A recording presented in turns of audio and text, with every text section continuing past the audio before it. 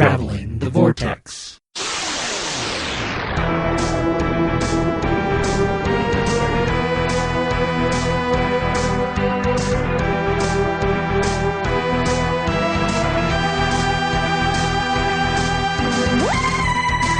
We've joined the Doctor as he travels the Vortex and landed at episode number 89. And what sort of man doesn't have a trowel? Put it on your Christmas list. I'm Keith. I'm Sean. I'm Glenn. Do you guys have Christmas lists? I have a Christmas list. I have a Christmas list, absolutely. I don't have a I trowel. have a Christmas list. I do. I do. I don't have a trowel on my Christmas list. You No, better add but I that. want one that I can fold up and put in my truck pocket. That is very cool. And then hit robots with it. You are such a homeowner. You have a yard, and I now know you're what just you guys all are getting for domesticated Christmas and this farming. year. I have a trowel. I don't have one that I can fold up and put in my pocket. You guys are both getting foldable trowels for Christmas this year. If you can find that foldable trowel. Oh, I'm sure they have one. I don't know. Can I have a think that was portable made up. spork? Is it what spork isn't As long as portable? you clean it after every time you eat off I of want it. one of those that folds up. A titanium A spork, Swiss maybe. Army A fork? Swiss Army spork. Sport. What else would be in that knife? A knife, scissors, everything else. Just Toothpick. instead of a fork, it'd be a spork. Sonic screwdriver. Ooh. Swiss Army Sonic screwdriver. Swiss Army Sonic. Sweet. That's kind of a redundancy there, isn't Since it? Yeah. we're dreaming. Still waiting to get my remote. Can I have a transporter? I haven't ordered it, but I'm still waiting for it to just magically show up. That's on Keith's Christmas list. That is on my Christmas list. I thought maybe you ordered it there first. No. Yeah. What? Really? Oh. Oh, I would have mentioned it a long time ago if I had. I crack up when I see these posts on Facebook and everybody's going off about, oh, did you see the new blah, blah, blah? It's like, we talked about that 3 months ago. Listen to our show. Where have you been? But I was in my working overnights Get with the times. and my long hours of boredom. My sister posted a website on my Facebook called thisiswhyI'mbroke.com. Have you guys been to this website? Not many Doctor Who things. But on it, for $55,000, a street legal Tron motorcycle. Sweet. Oh, it's It's electric. It's all electric. That's awesome. It's not gas powered. It's That's electric. awesome. And unfortunately, I went to the link, and the link took me to some other motorcycle. So it makes virtually no noise. Yeah, and it lights up and everything. It is really awesome. That's awesome. I want one. I told Mel I'd be tempted. I don't like motorcycles. $55,000. Well, I have other things that are in line before the Yeah. Tron light cycle. Say, But I'm kind of an anti-motorcycle person. Mel's a big motorcycle person. That- and I This seems so not wide, a- though, it wouldn't have as... I don't Well, think that's you why tip it as easily. Yeah, I think between the Tron light cycle or the Bat Pod with the big tires on them, I feel like that I could almost drive. But I told Mel... And you'd always have to wear a leather suit and a helmet during the Tron light cycle, or you just feel wrong. And you couldn't drive it during the day. I wouldn't go out in shorts on it, but... When you'd have to have an identity disc that lights up and Frisbees. do the whole thing. But I told Mel asked me once. She goes, "So if I get another mic, you're not going to ride with me?" I'm like, "No." She goes, Another "What is Nike? Another bike?" Oh. She I said, heard "What Mike. is this? Oh, you heard Mike. I heard Nike. She says, "Is this a macho thing? Like you won't ride on the back of the?" I said, "It has nothing to do with that. It has to do with I'm not getting on a motorcycle. If you buy one with a sidecar, then." Did you say bide? Go ahead. Sorry.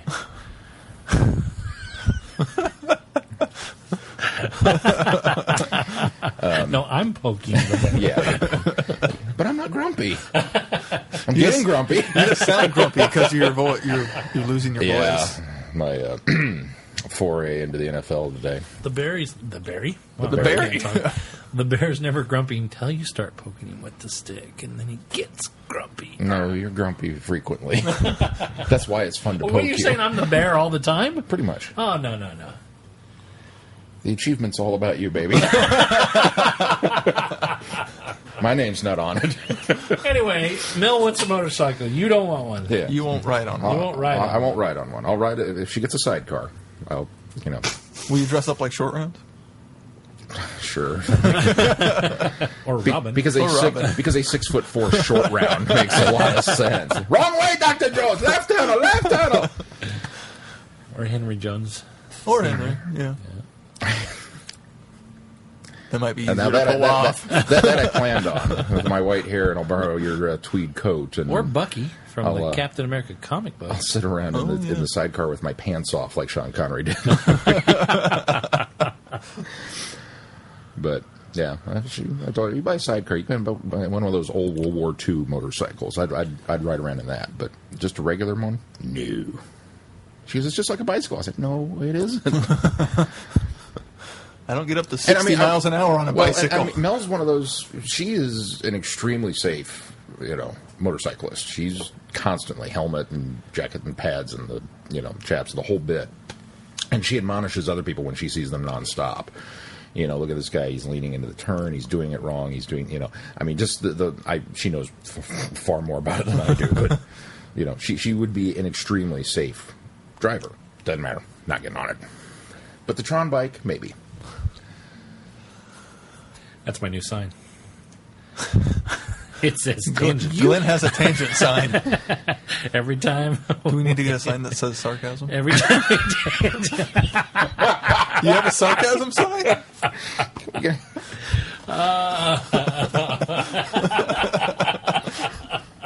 Continue, talk amongst yourselves. How was you guys this week? Oh, it was awesome. It was really, really awesome. What made it awesome? I have no idea. Mine kind of sucked. Yours it was exhausting. Well, what'd you do this week, Keith? I worked overnight all week. And by Wednesday and Thursday, my body got used to it. So I got home Thursday. Wasn't tired. Oh, no. Yeah. And then, after working overnights all week, we watched our nephew for about 7 hours on Saturday, which was fun, but exhausting. Yeah. Also because as I mentioned before, I'm his playmate. I'm not an authority figure. He won't listen to me at all. So it got a little frustrating. Yeah. But that was my week and weekend. That's too bad. I didn't do anything too exciting this week. I worked my normal shift. Then we had shooting for Tough Grit on. Don't care. You had to find something you could finally write on, then.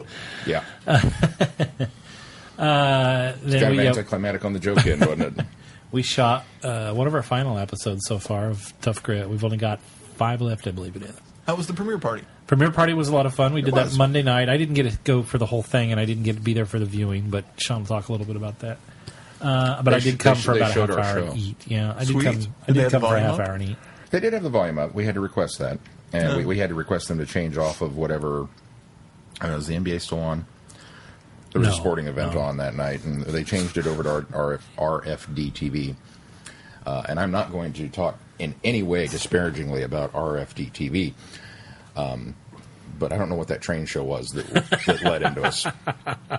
If that's our lead in, we could be in trouble. Because it's a show about, if you're up late at night and you see the infomercials and it's like trains across Great Northern America and it's just footage of trains.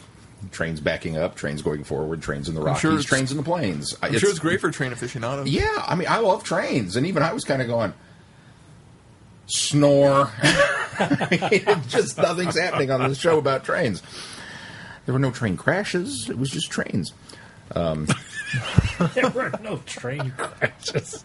Demolition train derby. All shows would be better if they crashed something. NASCAR. Why do people want to watch NASCAR? They're waiting for that tire to fly into the stands. I don't know why people watch NASCAR. Yeah. I don't even watch it to see if they're going to make the left turn. turn. Yeah. But no, it was the viewing party was fun. We had a very good turnout, and everybody worked on the show, but and a free dinner, which I'm not going to complain about at all. Yeah. Thank you, Dave. And had a pretty good restaurant. Had a pretty good restaurant. Well, I've never been there before. We ate at Jose Peppers. I beg to argue. Yes, you have. That's where we ate when we went to... I've never been to ours. Okay. I've never been to the one here in Topeka. You're right. Over in KC. We stopped there Wichita. and ate after... Yeah, Wichita. After seeing Dark Knight Rises. But I didn't have any money then. But you still ate. Yeah, but I had an appetizer that I split with Mel. This was like ordering a real meal. Fair enough. Which I still didn't have any money, but Dave was paying, so it wasn't a big deal. But, it was a good time. It was kind of fun to see all that work, that we've talked about, and the blood, sweat, and tears and everything kind of finally come to fruition with, ta-da, there it is on TV. And apparently they've... RFD TV, by the way, is the home of Hee Haw reruns, too. Really? Yeah. Well, why can't we have that? You for guys early sounded way too excited about better than that. train. It's more. Wait, maybe you didn't hear me. I don't work for. Hee-haw. I don't work for RFD-TV, so I can say this. I don't think anything aside from what you guys have done on the. I would be interested I have in a watching show. on this network. I have a except show. for Hee Haw. I would watch. I have a show on the network, and there's nothing else on there I would watch, including Hee Haw. Hee Haw's the closest thing to something I would watch on that network. I thought for a minute your you were- guys' show excluded. I thought for a minute you were going to say, including my show. I'll tell you what. I saw it did Okay. go up online, but I haven't got a Hang chance on. to watch it yet. It did, finally, yeah. I won't bring myself probably to watch this thing on RFD TV, although I don't have cable anyway, so it doesn't matter. And I'll tell you why. Because my arduous task now is closed captioning these things. And you talk about watching this thing over and over and over and over again. And I'm getting a little tired of these episodes. So You've seen it ad I have seen nauseum it, as yes, anyway. ad nauseum, Can we close so caption our podcast? who would see it? I guess it would Where go in would the you put? I guess it would go in the Where show would you notes. put the words? I got it. on I got the a deal YouTube for channel. you. If you transcribe on shows, I will figure out a way to caption There them. may be deaf Whovians that would like to listen. We can and just put up can't. transcripts. And so we can put it up online on the closed captioning so they can see it. It wouldn't be closed captioning, but okay, I understand what he's saying. That's a good point. Thank you. It's in a complete audio format, but yeah, okay. We have I have a really bad 89 joke, but I'm not going to do episodes. it. Go back to episode 1. Start transcribing these, and we'll do it. Okay. All right. I'll get right on that. What else did you guys do? You didn't do anything? No, we had this was our first weekend that we didn't go out of town or do something huge, so we just kind of relaxed this weekend. And it was a gorgeous weekend here. It was a It gorgeous was. weekend. I did Friday Well, night. that rainstorm in the middle of the shoot. Well, Friday kind of sucked. Oh, did it rain? I don't know. I Oh, slept. big time.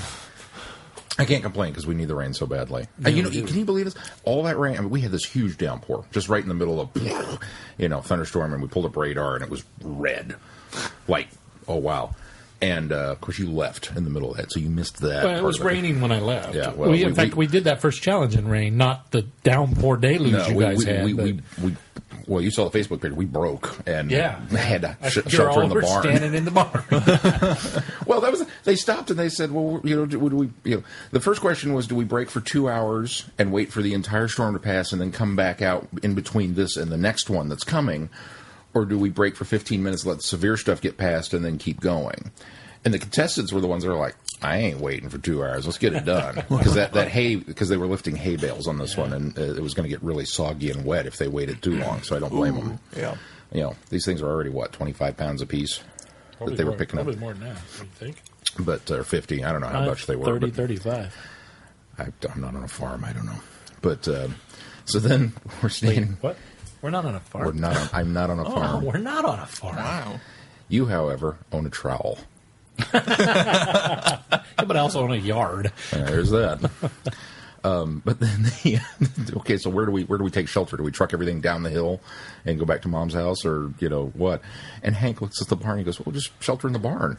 And people kind of looked at him, and then they looked at the barn, and then they looked at Hank, and then they looked at, because this is not a sturdy structure. It's an old barn. And that was his point. He says, it's been here since 1888, according to the sign on the front. It'll be all right. Been there this long. So, yeah, all right. It's the only thing that didn't get taken by the tornado. Yeah. So we hid in the barn and waited for the deluge, which was, but all that rain, it just poured heavy. And Mom said they got less than a quarter of an inch, according to the rain gauges. Yeah, it's like, are you kidding me? It's not the heavy rains that accumulate. It's the long, light rain. The drizzles. I mean, I got more than a quarter of an inch soaked into my jeans. My boots are still out back drying. But well, what else you do? What did I do? Well, I'm a little hoarse today because I went to opening day at Arrowhead. I went to the Chiefs game. Okay.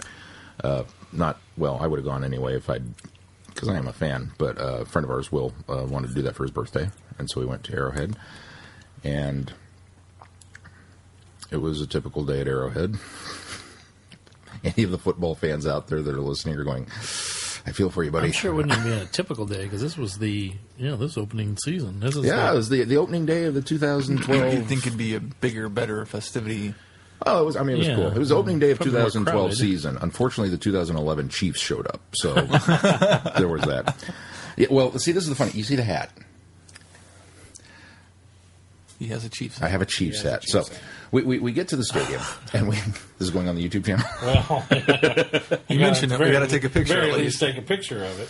So we get to the stadium, we climb up into the rafters where our seats are at, and I'm sitting there, and I'm mentally calculating the position of the sun and where we're at on the field versus where we're at in the stadium. And I realize that at noon, before the game starts, the sun will be here, and at the end of the day, the sun will be here. It's going to pass directly over our heads lengthwise across the stadium. We will not get any shade today. Ooh. And I applied sunscreen, but... Looked like Phil didn't. Yeah, Phil did not. Raccoon face. As red as I was coming back from Mexico. So I didn't bring my hat, and I stewed about it because it's like, man, I know that these things are going to be expensive in the stadium. I just, you know. Some flash here. Yeah, okay. But, you know, so I stewed about it, and I finally decided, all right, screw it. I'm going to go get a hat. I feel like drunk in that picture. And this is a surprise look. I got it. And so I look at Phil, and I was like, I'll be right back. So I get up, and I go down, and right around the bottom of the stairs was the thing. And I walk in, and they had this sweet, I mean, it was stylish. It was really cool. I'm not one for hats. I really am not. But this was a really cool hat. It was charcoal. And it had the arrowhead. Oh, wasn't that one? Not this one. You may notice this one is not charcoal. Had this charcoal hat, red arrowhead, red Casey stitching on it. It was a sweet looking hat. I was like, how much is that one? It's $31. Okay. I'm going to do it. Yeah, let's go ahead and do it. Oh, they only have it in small. It's a fitted hat. Oh. You've seen my melon. There ain't no way a small is going to fit on this. So I asked the lady, I was like, well, do you have the same stock everywhere else? And she says, no, they're all different. It's like, so I don't know if anybody else is in the stadium is going to have that particular hat because we don't know. That does not seem well organized. Yeah, well, nothing at the new Arrowhead was well organized. That's my first time to the revamped, ta-da, oy vey. So I run down to the other... How's that retractable dome? Is that cool? Yeah, that hasn't been updated. You know, they vetoed that because it was too expensive, and I can understand that. But quite honestly, if I lived in Kansas City, I'd have voted for that just to see how they would have built it.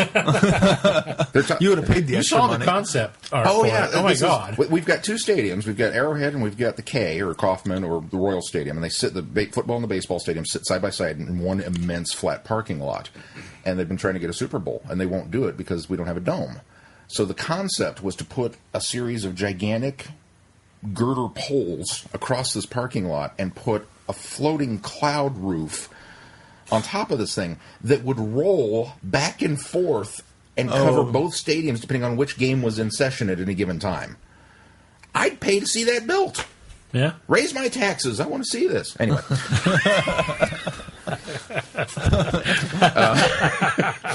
I get the tangent flesh. So anyway, I run down to the other end of the concourse. You're the one that mentioned it. I know. He asked.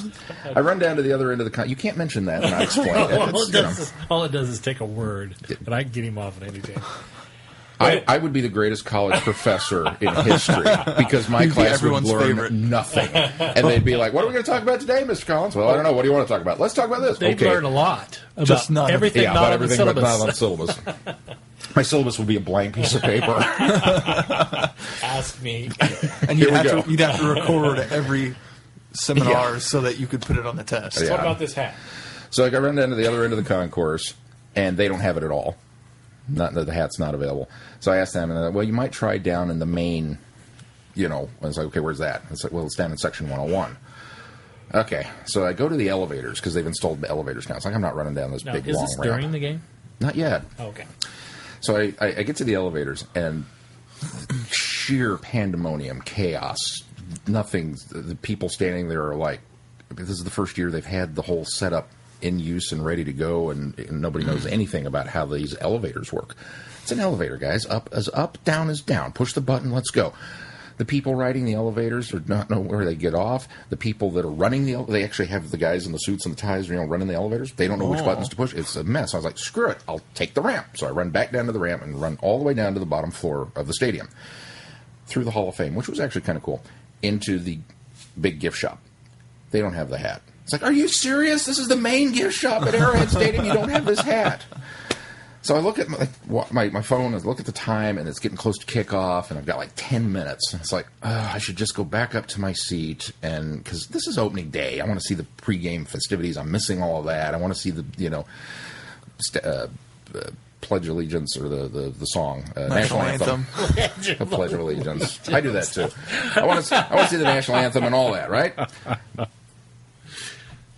And I can't bring myself to not do it because I left my seat to buy a hat. You can't come back empty-handed. I'm not going to come back empty-handed. So then I thought, there's one more possibility. I could go to one of the ones on the other side of the stadium. Oh, my God, and see Sean. if they've got it. So I... And you thought that's this hat was John, a little pricey man. anyways, wasn't Yeah, it? no lie. At this point, it's a quest. We're not giving up without my hat. So I run back up the stairs to cross over to the other stadium. Except I can't get there from here. Because of the way the stadium is configured, this ramp doesn't go to the... You have to go back down to get across to get back up. Because there's no crossways. So I was like, So I get on the elevator. Mistake. And the doors open, and I come bolting out on the second floor and stop. And I'm in, like, the high roller suites. Like the full-blown glassed, enclosed, you're not supposed to be here. That kind of environment. Now, what's interesting is because of where I happen to be at in the stadium versus where the elevators are positioned, nobody questions anything. I could have hung out and watched the entire game inside one of these glass booths. Right. Unfettered, unbothered. Nobody said nothing. And while outside in the concourse you get the choice of hot dogs and hamburgers and nachos, in here they've got steak and shrimp. So that kind of gives you an idea of what the differential is. I find an escalator to take me back down so that I can get on another elevator to take me back up, because the elevator that goes to the second floor doesn't go any higher. That's where the ticket checkers are, is at the bottom of that escalator. So there's a hint for you. If you ever want to sneak into the NFL game, buy the cheap seat ticket and go around on the circuitous route and 5 different elevators to get there, and you can get into the big ones. So I get on that elevator, cross over to the second concourse. They have the hat in small and medium. Okay. So I bought this hat instead. Because I'm done. I'm not running to the other end of this thing. I'm not hitting all 4 corners of the stadium. And it was at that moment that I hear,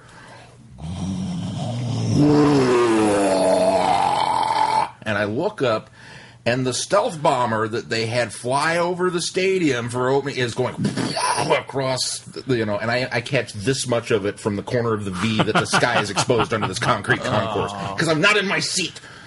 I've missed the national anthem. I've missed the pregame stuff. By the time I got back to my seat, I had missed Atlanta's first opening drive that resulted in a touchdown. And meanwhile, I get back to my seat, and everybody's sitting there staring at me. And I'm like, what? Are you okay? Yeah? We tried texting you. And I look at my phone. I have a text from Phil. I have a text from Adam. I have a text from Will. And I have a text from Tamal all going, dude, are you all right? Because I've been gone for 45 minutes. And they thought I'd had a heart attack on the stairs or something. But I got my hat. No. You got a hat. I got a hat. That's a cool hat, but it's not the one I wanted. It is a cool hat. It's a cool hat. I like it. This was the second best hat there. Not the coolest No hat. offense to your quest, but it's a hat you probably could have found anywhere in town. Oh, I'm sure I could have gotten to the mall and gotten this bad boy for like $12. Yeah. $31.99. The charcoal and the other one, the charcoal one, you probably couldn't have found elsewhere. We're going to pretend that he couldn't have. Yeah. No, I'm going to. I'll see it at the mall tomorrow, and I'll just be infuriated all over again. No! And it'll be $12, and I'll buy it just to spite myself. So that'll be a better story. But so yeah, they were. That was my, and then on top of that, the game sucked. So So not a great experience. Not a great experience at Arrowhead, but hey, football's here. Well, let's move on to news. Our first bit of news is that Stephen Moffat has left Twitter. We don't know why. There's a lot of rumors and speculation as to why, but all we know is his Twitter account has been shut down. What are some of those rumors? Some of the rumors is that he's just too overwhelmed to, with Series 7, 50th anniversary, and Sherlock Series 3, he's just got too much on his plate to handle a Twitter account. Which I'm surprised he doesn't have people do that for him. And the other is he got in this big hullabaloo with some not-so-friendly fans, and that's why he shut down his account. I don't know any details to what they said and why they were giving him such a hard time. There's I have this from, where am I? TheMarySue.com, things we saw today. Okay. Interesting. But apparently, earlier in the week, Moffat had written, forgive my ignorance, is there a way to limit who can follow you and tweet you? In an effort to explain the situation, his wife, producer Sue Virtue, is it Virtue? Vertue. Surely that's not how that's pronounced. I don't know. She tweeted, for all asking, Stephen Moffat as well, currently having a family lunch, but he's got a huge amount on, and Twitter was providing a distraction. She later added, obviously, there's a currently at Stephen Moffat, and it's an imposter and not the Moff. It's these sort of idiots that ruin Twitter for the majority of users. Now, this is actually an old fake account, but there you go. That may have something to do with it. So I sincerely hope that people are not pestering Stephen Moffat. So too. I really hope so. These are the people that really just give fandom a bad name. I agree. It really does. I totally agree. I saw, briefly, an unrelated story, but there was apparently somebody has created a ribbon for convention goers that's, I wish I could remember the name of it now so I could give them credit. Back up, or I've got your back, or something. And basically, you can have one of these ribbons. You walk up to anybody's distributing, they'll give it to you. But by wearing this ribbon, you are committing yourself to the idea that you will not put up with anybody on the premises of this convention being bullied or harassed, or specifically like the female cosplayers and stuff like that. And I thought, that is fantastic. That is an awesome idea. And somebody mentioned, hey, we should have these for Galley. Hey, we should have this for PlanetCon. And I thought, yeah, we could do that, because it was a local somebody who'd seen this. And then I got very angry. The fact that we even need it? The fandom, and specifically the fandom of the things that I am into, this should not be an issue. Period. No, it really shouldn't. Agree. And these are the same kind of people, I think, that would send Stephen Moffat angry tweets about, oh, yeah, dude, your episode sucked. Just, ugh. Yeah. I'm not going to go there. So, we sincerely hope message. that's not the case. Yeah, I hope he's just busy, but... And in order to avoid the temptation, deleted it. Yeah. So I can see how, especially someone who has so much on their plate, it being I want to go see what they thought, or getting a notification on his phone's distraction. I could totally see that. So he said, suspending eyeballing it. Sean, who was playing Jurassic Park on his iPad instead of doing French homework. What else is going on in the news? Sean, you got a little bit of news? Just a little bit. There were a couple more awards announced yesterday. Both Doctor Who and Sarah Jane Adventures have been nominated for this year's BAFTA CYMRU. Is that part of the name? Is it BAFTA? Is it just BAFTA Awards, or is it the CYMRU is a special division of BAFTA? I think it's a special Children division. and Young Media Recording Universal. Artists. Or Universal? Yeah, you. Oh. CYMRU. Yeah, I don't know. Awards. We'll pretend we know. Doctor Who's up for 2. The Impossible Astronaut for television drama. The Series 6 finale, Wedding of River Song, is up for sound. And then Sarah Jane Adventures has The Curse of Clyde Langer, nominated for the Children's Program Award. So there's that. More awards for the shelf. Very good. Maybe. They haven't won yet. Best They've of just luck been to them. nominated. Hopefully. But Well, they did win last year. it is an honor just to be nominated. It's always an honor to be nominated. We should organize a podcasting award. Moving on to feedback. No, I'm saying There is. Is there? There's an awards system for podcasts and alternative media. Is that what you wanted? No, I was thinking like the Doctor Who Podcast Alliance should organize a. Oh, okay. Okay. For the For the Doctor Who casts within podcast the Doctor family, Who yeah. community. Okay. If we can be eligible for something else, I'll be all kinds of excited. You just won an award. Yeah. I just wanted a day off. I just want to take off. Feedback. I'm really too froggy to do it tonight. You want me to do it? I'll do it. Feedback. It sounds like Old Man River. I was going to say it was the Barry White edition of the feedback jingle.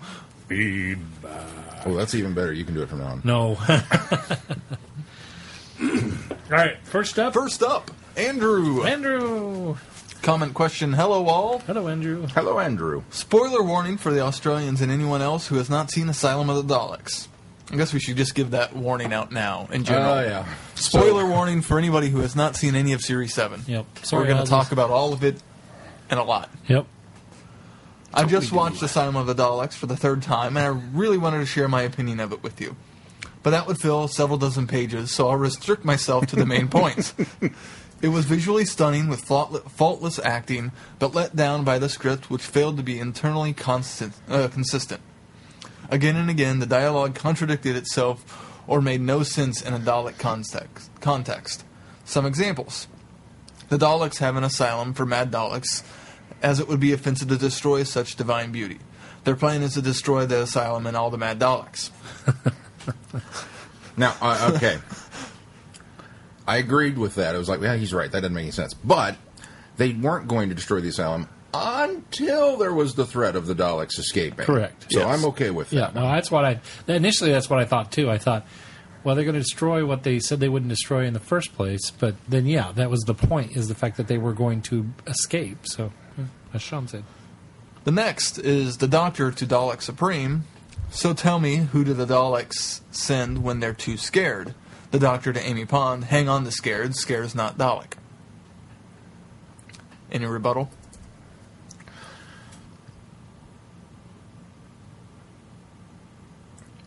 I don't remember him saying, hang on to scared, scared's not Dalek. Yeah, when she was downstairs. Before she saw the dancing people. Oh, Yeah. right. When she's becoming the Dalek. Okay. I don't have a rebuttal for that one. I don't know that. That's one of those things. You have to kind of be careful with Daleks because they're not robots. They are really cyborgs. Well, of a type. I mean, it's the Dalek casing. What everybody thinks of as a Dalek is simply the travel machine. I mean, it's their car.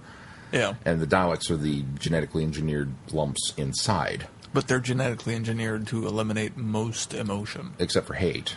Yeah. So... All right, well, here's the point, Andrew. I think you're being too nitpicky because I think I think the idea here is... The Daleks have never been consistent. Who do the Daleks send when they're too scared? I think the point or the weight of that statement is the fact that the Daleks are never scared. So this must be something that is making them scared. So there's something very, very, very, very, very intense going on here in order for them to be scared. I think that's the point of that statement. But I think then we have to roll back to the idea of Daleks typically aren't scared. So hang on to scared. Scared is not Dalek. I don't think that's inconsistent because I think we're just putting the weight of the question, who does the Daleks send when they're scared, is because it's really bad. If it's come to the point where you have to send somebody else in here to take care of this for you. But in a general sense, Daleks typically aren't scared. So hang on to scared because Daleks aren't scared. That kind of, I think, also lends a lot of weight to the potential problem if Daleks are not scared, if they don't generally get scared. But now they're scared. That's how big of a threat that's how big of a threat it could be. But, I mean, I can see your point, too. Andrews? Yeah, Andrews. Yeah. I can see your point, too. But no, I can see both sides. He goes on to say, Oswin does a master delete of all information related to the Doctor from all Daleks everywhere, except herself. Speaking of which, why doesn't she recognize the Doctor the way all the other Daleks did? Okay. I think Andrew, these are really simple. Okay, this is because she's holding on to her humanity. She didn't delete from herself because she was the one doing the deleting. If I'm going to wipe out information, I'm not going to wipe it from my mind. Even though I'm part of a hive mind, and which that goes to the second. That goes to the second part of my point here is, it is somewhat of a hive mind. It is an information net, as Keith said. So that's what she deleted it from. However, she's conscious of the fact that she deleted it, so she's not going to. She's going to leave herself out of that. I think it's a bit more outlandish to believe that the Daleks, all of them everywhere, instantly forgot who he was. Because they aren't cybernetic. No, I think they did. They have their own minds still. Keith, I think you're wrong, because I think that's playing into this season that no Dalek anywhere is going to recognize him, except for Oswald. It's playing into a bigger theme in general, including dinosaurs on a spaceship. Yes, but here's the point. Speaking of which, she didn't recognize the Doctor the way the other Daleks did. Well, yeah, she's a Dalek, but she doesn't know she's a Dalek. Yeah. So she's not tapping into this mind. She's just using resisting it. Yeah, and she's using this information network like a computer, like she's hacking into their system, but she's not necessarily digging in and looking at every file that the Daleks have, so there's no reason why she would know. She's already in denial that she's a Dalek, or doesn't realize that she is in the first place, so there's no reason for her to have recognized him. I'm sorry, Andrew, I'm being harsh, but I think you're being a little too picky. She's also a new Dalek, so... Well, she's not too new. She's been a year. She's been there a year. That's new. Well, but I think his point is that she should have been at least aware of what the other Daleks are aware of, but I don't think that's true. She allowed herself to be aware. Right, that's just it, because she hasn't allowed herself to be She thinks she's hacking when actually she's just accessing different parts of opening doors of this network. And doing things that any Dalek would have the ability to do. That's why she doesn't recognize him, Andrew. His next point. Sorry. I hate to be so harsh, my friend. Daleks believe themselves to be the supreme beings, and that all lesser beings are worthless and should be exterminated. Yet, according to the Doctor, they like to assimilate geniuses from other races. Admittedly, it could have been the mad Daleks that did the full conversion, but it was still strikingly out of character. Although it would be perfectly in character for Cybermen. Which made me wonder, do you think the script started life as a Cyberman story? A Cyberman story with Autons in place of the Dalek puppets working together to capture the Doctor so he can use his illogical mind to stop a mad Cyberman who's run amok, just like Bob. Anyway, I've used enough of your mailbox. Regards and best wishes to the happy couple. Thank you very much. Andrew. Can I jump in this one first? Go for it. Guess what? I agree with him on this one. I don't know that I suspect that it was a Cyberman story. I like that idea, Andrew. I think it's a good theory. I think it's a good theory that could be it. I'm not sure that of the Cybermen. And if they had every Cyberman ever, I'm not sure that's that where would have been a little easier. I'm not sure that's where they would have gone with this. However, I do agree with the idea of they like to assimilate geniuses from other races. But yeah, I mean, it's like it goes against what you said before, that they're the supreme beings and all lesser races are worthless and should be exterminated. I mean, it goes along with that. And so suddenly to go with this assimilation idea is way out of the Daleks' MO. So I totally agree with you on that, Andrew. That was one that I felt was a little inconsistent myself. Yeah, and I agree. I thought the more I thought about it, and I've seen it twice now, and the more I've thought about it, the more I that's the one sticking point. The one out that I can allow for it is the fact that the Daleks themselves are not the ones doing it. It's the nanogene cloud that's, the nanogene cloud recognized the genius, and so it did a full conversion. Wouldn't they have to allow a full conversion to begin with? I don't know. That's what I would think. I don't think.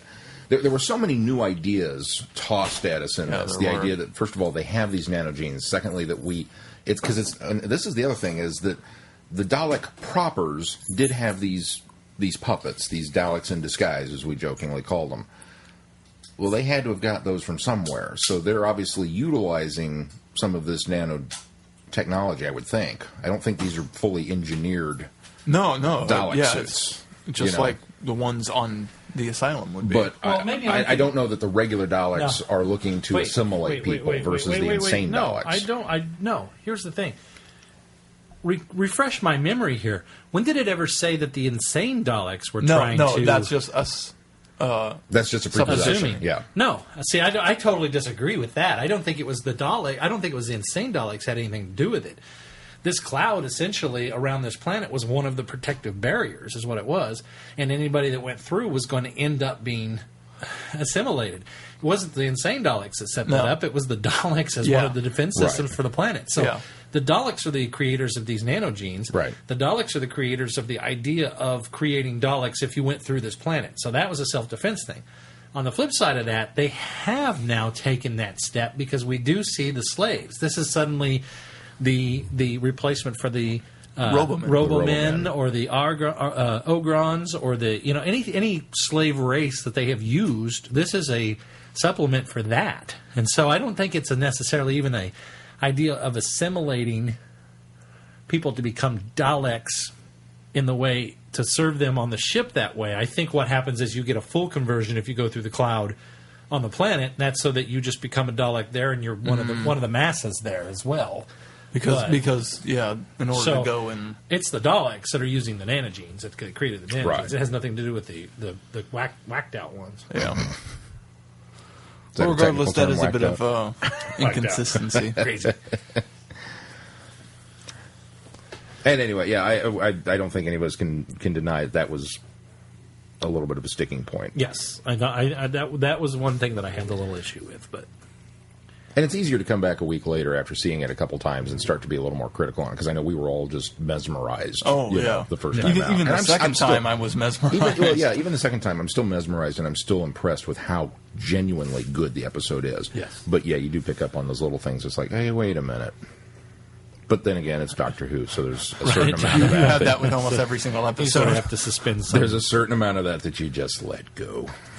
You want to finish out his... That's it. I did finish. Oh, you read the... Anyway. Okay. Yeah. So thank you, Andrew, for sending it in. Yes, absolutely. Provided some great discussion. And please don't feel like you can't write in if you disagree with us. Right. We love hearing people that disagree with us. And I would love to give you the right answers. Ignore Glenn. And Glenn would love to give you the right answers. Next up, Robert. Robert writes, a couple of things. First, about Jenna Louise Coleman in Asylum and being the next companion. It might be that the Doctor notices the resemblances after she joins him, and he tells her about Oswin. He tells her about Oswin. That could let her become more like Oswin, or be more of a contrast to Oswin. Food for thought. That's an interesting idea. However, it would only be in voice, and that would be the only way he'd be able to recognize her, because he never saw her face. There was no monitors for him to see her. That's a good point. Yeah. So the Doctor and crew doesn't know what Jenna Louise Coleman looks like. I think that, as I said last week, I think that there's going to be a relation between the two, and the fact that they might be the same character. I think so that's too. what's ultimately going to happen. But that is, we'll see. Too bad that there's a MediaCon in KC the weekend of the 15th. I will be in Topeka on the 15th as part of the Kansas Book Festival. I have a link to the festival in my blog, and let me know if you need the link sent. I hope you can make it down for Encounters next month. It looks like the Whovians will have a good presence there. Have you considered doing a podcast at a con or podcast panel? Cheers, Robert. Well, as a matter of fact, we have something in the works for Planet Comic Con next year in Kansas City, for certain. And beyond that, no. we're sort of looking at it as maybe our test run as to whether we do panels or anything beyond that. Have we considered it? Yes. Yes. Yeah. Have absolutely. we actively looked into it other than Planet Con? No.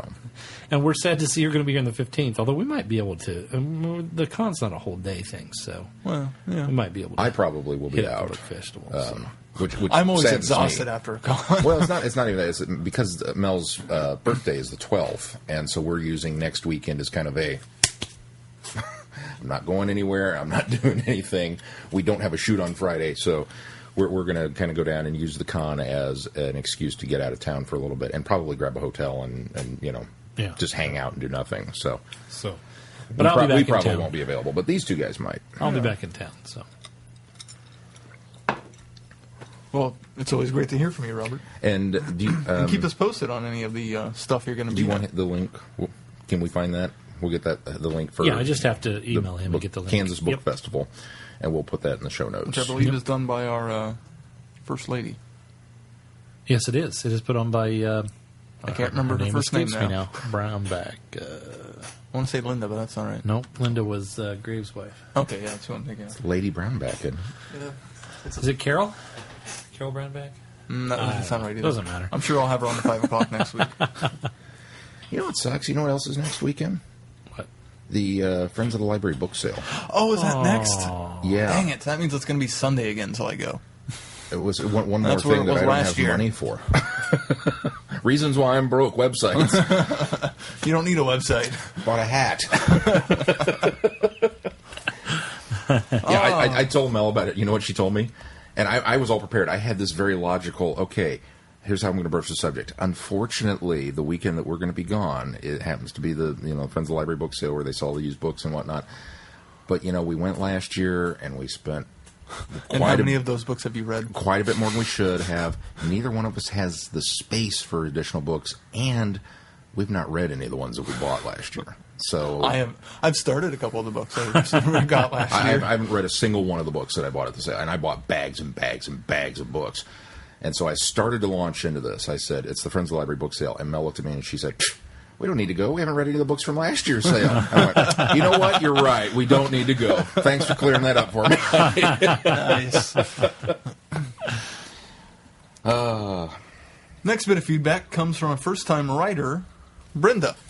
Brenda writes, Dear Vortex Gang, to show you how wide-reaching your demographics are, I would like to introduce myself as a first-time writer and fairly new listener. I discovered your podcast when searching iTunes for Who-related podcasts earlier this year. I'd gotten a job that presented me with an hour-long commute each way and was listening to the Nerdist podcast to keep my sanity in Atlanta traffic. But as I needed to fill a minimum of 10 hours of drive time a week, I needed to supplement the podcast on my iPod. Yes, I use an iPod. I've been mainlining your shows since then and have gotten up to the early part of this year thus far. Achievement unlocked. But last week, after watching Asylum of the Daleks, I couldn't wait to download your podcast review and share the episode with my boys. I do love sharing Who with other Whovians, and your review of this latest episode matched my enthusiasm for our new Who. And now, to totally expand that demographic, I'm an almost 60-year-old woman, my birthday's in October, who has loved science fiction since I was a kid. I'm old enough to have watched shows like Time Tunnel, Voyage to the Bottom of the Sea, Lost in Space, Star Trek, and Twilight Zone in first run. I was a proud Trekkie long before Trekkers ever so named themselves. I tried to convince my mom to let me miss my 8th grade graduation because it took place on the same night as a Star Trek that they were showing a rerun of an episode I'd missed earlier in the year. I didn't know that syndication was coming for the show, and I feared I would never get a chance to see that episode again. Oh, how naive we were in those days. I learned how to build models when I helped my brother build both an Enterprise and a Seaview, the ship in Voyage to the Bottom of the Sea. I saw Star Wars as an adult and immediately signed on to that universe as well. I truly have loved all 6 movies, and I think I was able to enjoy the prequels because they weren't competing with a childhood memory of the original 3, but were rather an exploration of the backstory. Hear, hear. So you see, I come by my geek card honestly, and have embraced that part of myself for decades. Sadly, I missed out on Doctor Who in the early days. I was an adult when PBS started showing episodes in their kid show blocks, so the show wasn't on my radar in those days. I even missed the 2005 reboot of the show because it hadn't been part of my universe previously and didn't catch my attention at the time. However, as a devout Anglophile whose favorite channel is BBC America, I began to hear more and more about Doctor Who as the show gained in popularity. I caught a few episodes here and there, but had no one to escort me into the world of Who like Lucky Keith, so I didn't catch the fever. Then I saw David Tennant on the Graham Norton show just before The Waters of Mars was broadcast. I was intrigued by both Tennant and the show, watched the 3 specials that led into the regeneration of the 11th, and I was hooked for life. I was unemployed at the time and spent a glorious 2 weeks mainlining all of the shows from Rose through the 5th season. When Matt Smith started his run as 11, he had me at hello. I've only made brief forays into classic Who at this point, but it's definitely on my to-do list. When I do start that journey in earnest, I have your classic podcasts to guide my way. Thanks to Sean and Glenn and Keith for keeping me entertained on my commutes. Think of me when you take your side journeys into Star Trek, Star Wars, and British telly. I, too, love As Time Goes By, Are You Being Served, Ab Fab, Keeping Up Appearances, The Vicar of Dibley, Faulty Towers, and on and on and on. And I know there's at least And know that there's at least one cool old lady in Atlanta who appreciates what you're doing to unite Who fans around the world into a fan community. I probably won't be joining you on Friday Night Who anytime in the foreseeable future. I'm in Eastern Time, and I go to bed way too early to get in on that action. But to use a tactic already used by someone, I think it was Chrissy, if there's a cool old guy in Atlanta area who wants to get together and talk Who, look me up. I'm on Facebook. Brenda in Atlanta. P.S. I just watched Dinosaurs on a Spaceship. What fun. I can't wait to hear your review. Cool. Thank you very much, Yeah, Brenda. absolutely. It's always great to hear from a new listener and first person writing in. And this is something that's kind of humbling to me, because a lot of times we think of people within our own demographic listening to this show, or people that are younger. It's incredibly, I don't know what the word for it is, not humbling, but it's just it just really kind of grabs me when somebody of a generation that's older than us is listening to us and enjoys the same kind of things we do, Star Wars and Star Trek and Doctor Who. And it's so incredible, because I tend to find too few people that are older than me that are into the same things I am. And this is incredibly cool that that Brenda is into this stuff and comes to from a different perspective. And I keyed into when she was talking about how she enjoyed all 6 films of the Star Wars saga, because to her it was just a continuation, or it was just exploring the backstory, because it wasn't competing with a childhood memory for her, because she saw them as an adult. And I think that that's true for a lot of fans. I think a lot of fans remember it from their childhood, and they remember the things that it was invoked in them while they were children, and so they're so different to them that it just doesn't work for them now. Personally, it doesn't, because I love the first films the best. It is a wonderful childhood memory for me, but I agree that it's just an exploration of the backstory of the 3 films that I love, and so but to hear it from that perspective, I realize that I think that's what a lot of fans today of Star Wars that grew up with Star Wars think, and that's very well said. Brenda, you don't sound a day over 59. I would agree. And I can only agree. I read this. I saw it when it came in, and I read it to Mel, and just got goosebumps reading it, which I did again. It is very humbling to not only know that we have people out there listening, but that enjoy what we do, and that we are escorting people to work and stuff. That really blows my mind that they choose to spend that much time with us in their cars and whatnot. So thank you, as always. Thank you, because if it wasn't for you guys, I mean, we'd still be sitting here doing this because it's something we enjoy doing. Yeah. But it's so rewarding to know that other people think that it's worthwhile. However, for every person that encourages us on that like our tangents and like to listen to us, I know there's listeners out there going, "Oh, please don't encourage them." I just want to hear Doctor Who. The last thing these guys need. But thank you, Brenda. That was so nice to hear from you. And we look forward to hearing from you again. Absolutely. Keep writing in. Brenda, we did get your bit of feedback on the... You sent a second one. one. We got it twice. We did get it twice. And I don't think the comments page of the website sends any kind of notification. I don't think it does send a confirmation, and I think that's what she was looking for. But we did get it both ways. So if anybody sends us feedback via the website, unfortunately, it doesn't let you know if we got it. So. And the WordPress issue, that's a whole other thing we're working on, Brenda, so we'll deal with that another time. It's a little wibbly-wobbly wonky. Yeah. It is a little bit. Next up is Chrissy. She writes, "Dear Vortex Boys, you know what the weirdest thing is? Having my feedback read out on the podcast mere minutes after I sent it out. Hopefully this feedback comes in time for you to look it over before it comes time to read it on the podcast.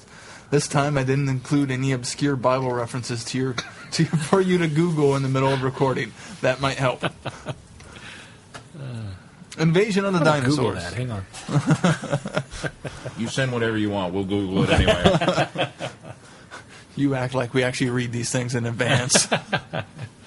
Invasion of the Dinosaurs. I really like this story. The only complaint I have is that the title is a bit misleading. The dinosaurs really aren't the ones invading, but I can forgive that because I don't know what else you'd call this and keep all the twists and turns secret.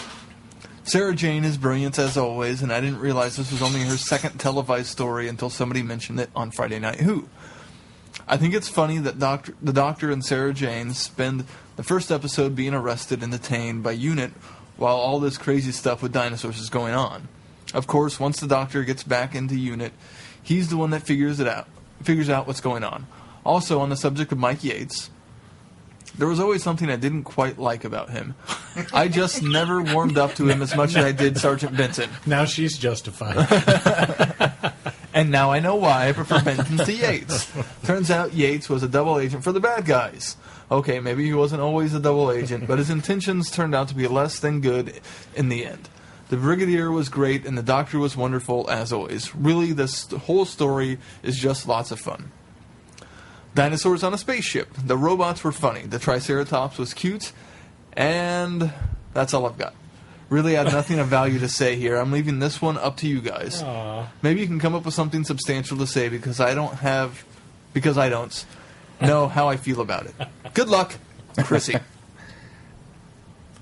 Well, as always, Chrissy, thank you. And yes, we will talk maybe a little bit more about dinosaurs on a spaceship. A slight bit. Yeah. I saw her blog post I didn't get a chance to read that. immediately after I watched the episode On dinosaurs? on dinosaurs. Oh.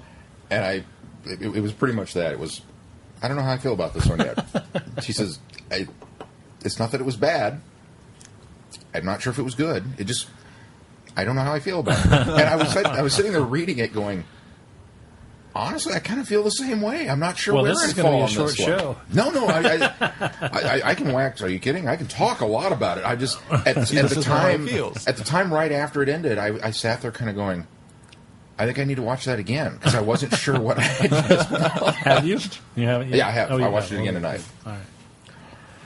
All right, next bit of feedback comes from Holly, or Holly from Wisconsin, or not my Holly. Yes. All right, she writes, "Hey guys, loved episode 88. Side trip numbers 3 and 4 were very enjoyable. Thanks for the pictures and the video you posted, Keith. Thank you. Sean, I would like to hear your thoughts on and top 10 list on Next Gen and DS9.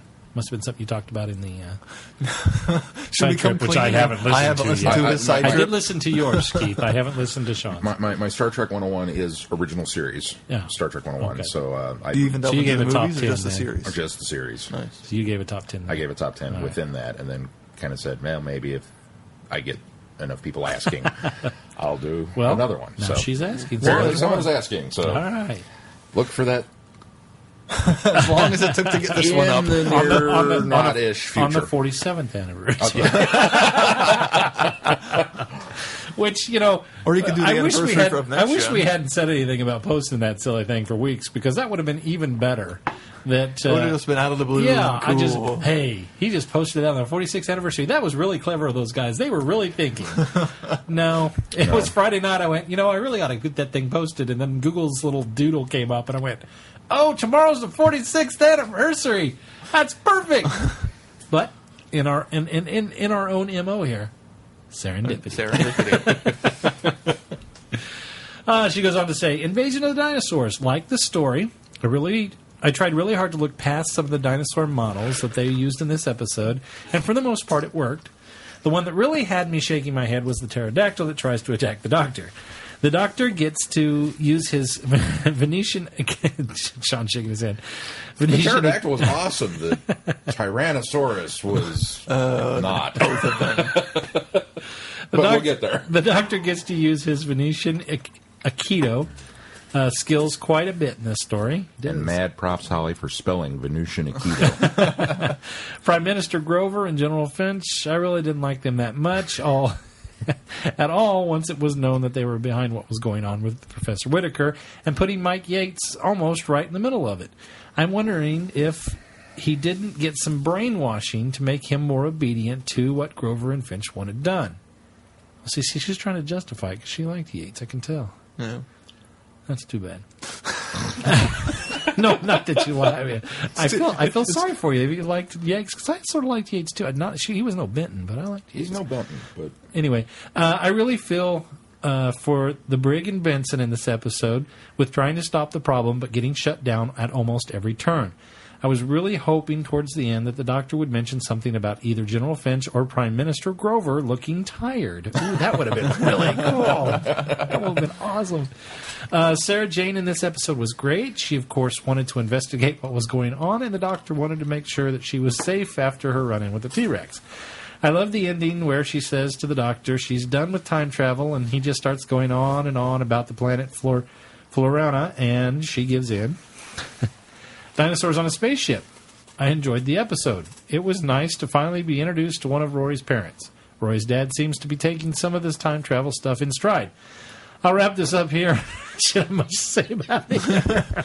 I'll wrap this up here. Looking forward to hearing your thoughts on the episode. Holly from Wisconsin. And I should mention, happy birthday, Holly. Yes, happy birthday birthday this week. So, Which was mine is Saturday? not belated Friday. because I posted on her Facebook page. Was it Friday or Saturday? I don't think I was on Facebook on I Friday. think it was Friday. It was Friday. Because you tweeted out during Friday Night Who to wish her a happy birthday. Yes, yeah, belated at that Yes. point. Oh, it was Friday. It was Friday. Friday. Because it's Saturday, because it was after midnight. I said Technically, now it's yeah. belated, but yeah. Well, happy birthday, Holly. Yes, hopefully it was a good one. Our next bit is a bit of audio from good friend Dr. Phil. Let's give it a listen. Hello, gentlemen. Dr. Phil here, having just finished Keith and Sarah's side trip, as well as halfway through Sean's Star Trek one. Just wanted to say hello with a few thoughts on Dinosaurs on a Spaceship. Now, I'll probably start off with how I kind of felt about the episode. I didn't really feel that excited about it. I know that some of the moments were visually stunning. I thought the pterodactyl attack was very cool. That the writing on the Triceratops was okay. Some of the shots you could tell they really went out of the way to not show the Triceratops. But I thought there were a couple of things, probably, that called back specifically to older stories that I felt a little forced, like that probably moment. And I don't know why it bugs me. It probably does in the same way that in Utopia that David Tennant tries to carry off a variation on the indomitable speech from Ark in Space that Tom Baker gives so well. I almost don't like when you have to try to transplant dialogue from another Doctor, because sometimes it doesn't feel quite right. But Matt Smith is great as always. I didn't particularly care for the villain very much. One thing I want to say that I really enjoyed so far is I'm really liking Murray Gold's scores this season a lot better than last season, because it kind of fell into the same problem that I felt with Series 3 and Series 4, is that he has to end up, because of the time constraints, it's not his fault, it's more of a production problem, of reusing cues a lot. You'll hear that a lot in Pond Life and such, but I thought that the balance of what was achieved was much more cinematic in the first episodes of this series, since what I really, really dug about the Impossible Astronaut and Day of the Moon last series. Nonetheless, I thought Rory's dad was a standout. I really enjoyed him. I thought Nefertiti and the Safari gentleman were a little too caricatured. I love the fact that at the end that Roy's dad gets to travel. That's very cute. But it just seems like there could have been a much more interesting thrust with Rory's dad, as if there was a bit of a conflict. I thought that having two people of the same genetic structure fly the ship was a bit convenient, but could have been a little bit more surprising if there had been more of a conflict between the two characters. That's just my humble opinion. On the whole, I would still say that I really enjoyed Asylum of the Daleks a great deal more. I'm looking forward to what's coming up. I mean, not everything can hit it out of the park every week. So, just look at Curse of the Bad Plot for that one. But anyway, keep up the great work, guys, and we'll keep listening. Take care. Bye-bye. Thanks, Dr. Phil. Yeah, absolutely. You had posted something very similar to that on Facebook, and Sarah had read it and agreed with you on a lot of the points you made about Dinosaurs on a Spaceship. It's odd. I found myself, as I watched it the second time tonight, thinking of Dr. Phil, because I was noticing more of the music and the musical cues in this. And I know that they had said previously, it's going to be cinematic, it's going to be this, and it's going to be that. And I felt very much that way with Asylum of the Daleks, that we get a little bit of I Am the Doctor, but there's much, much more not better, but interesting things going on musically with that one. More variety. It's a little more dynamic in places. And Dinosaurs on a Spaceship was the same way. There were some beautiful pieces of music that were written for this, and I really enjoyed it. And I thought, I wonder if Dr. Phil cued into that. I'm glad he brought that up because I think there are things that are happening this season that Moffat promised us, and I think he's coming through with. Is he promised the more cinematic feel for each episode, and that's what's happening. All the way to the new openings and the Doctor font being different, with the posters that we've gotten, with the just the feel of the episodes, and then right down to the fact that Murray Gold is even on board, making them feel more cinematic as well. So I'm glad he brought that up. And I bet with these, he has more time. Or had more time to work on the score. That is a very good point. That's very possible. And probably why last season might have fallen down a little bit, because he probably felt a little rushed. Yeah, in a crunch. Yeah, this time having a little more leeway. Our last bit of feedback comes from the other Phil, Odd Duck Phil. Odd Duck Phil writes, "Hey, Hoopikins. Hope things are going well for you. Also hope Glenn is getting his due and calling for a different opening each episode. In fact, if it hasn't happened yet, I think a sorry for doubting you, Glenn moment would not go amiss. It's okay. I'll wait." You're going to wait a while. I didn't doubt you. I'm still not happy about it. Different opening. It was a different opening. Yeah. I mean, you were right. I just hoped you were right. Not as grand and different. No, but the colors are different. It's slightly. It's a subtle. The colors are different and the font is different. The font's the same. It just has the texture. Yeah, of the it's font. different. The texturing I don't mind so much. Love. It's awesome. The texturing I don't mind so much. I still don't like the new colorization that they've got for the Vortex Cloud, because it looked the overlay they put on it. It looks. It's appropriate. It works. No, it's not appropriate. Yes, I don't think the colors are the color was awesome because in Asylum but in Asylum it was red. The hues were the hues were. What I saw was green. No, there was some greens in there, but the hues were a lot more like this one for Dinosaurs were green. It was I didn't see any green more the in green side of the hues. Oh yeah, look. I didn't. I have to look closer because I saw a lot more green in the last one than this one. My problem is maybe I'm flip flopping. Maybe it was more green in the last one and more red hues in this one. Which doesn't seem I may have flipped that back. Instead of standing out and making it it made it look like, what's wrong with the broadcast? It just looks so oversaturated. It looks really cool. I think the opens are fantastic. I like the font in this one better than the last one. The texture. The texture on it. Well, we'll get to that. But the texture in the last one was appropriate. It was appropriate. It was the Dalek bumps. And then this one, it was dinosaur scales. Yeah. I mean, it totally was appropriate. So I wonder what they're going to do next week. Parchment. Dry Western parchment paper. I bet it is. That crackle. All right, go on, Sean. Yes, I got my due, Phil. Thanks. I just don't like them, but they can see that was right. I don't like them. Okay, on to these mother effing dinosaurs on this mother effing spaceship.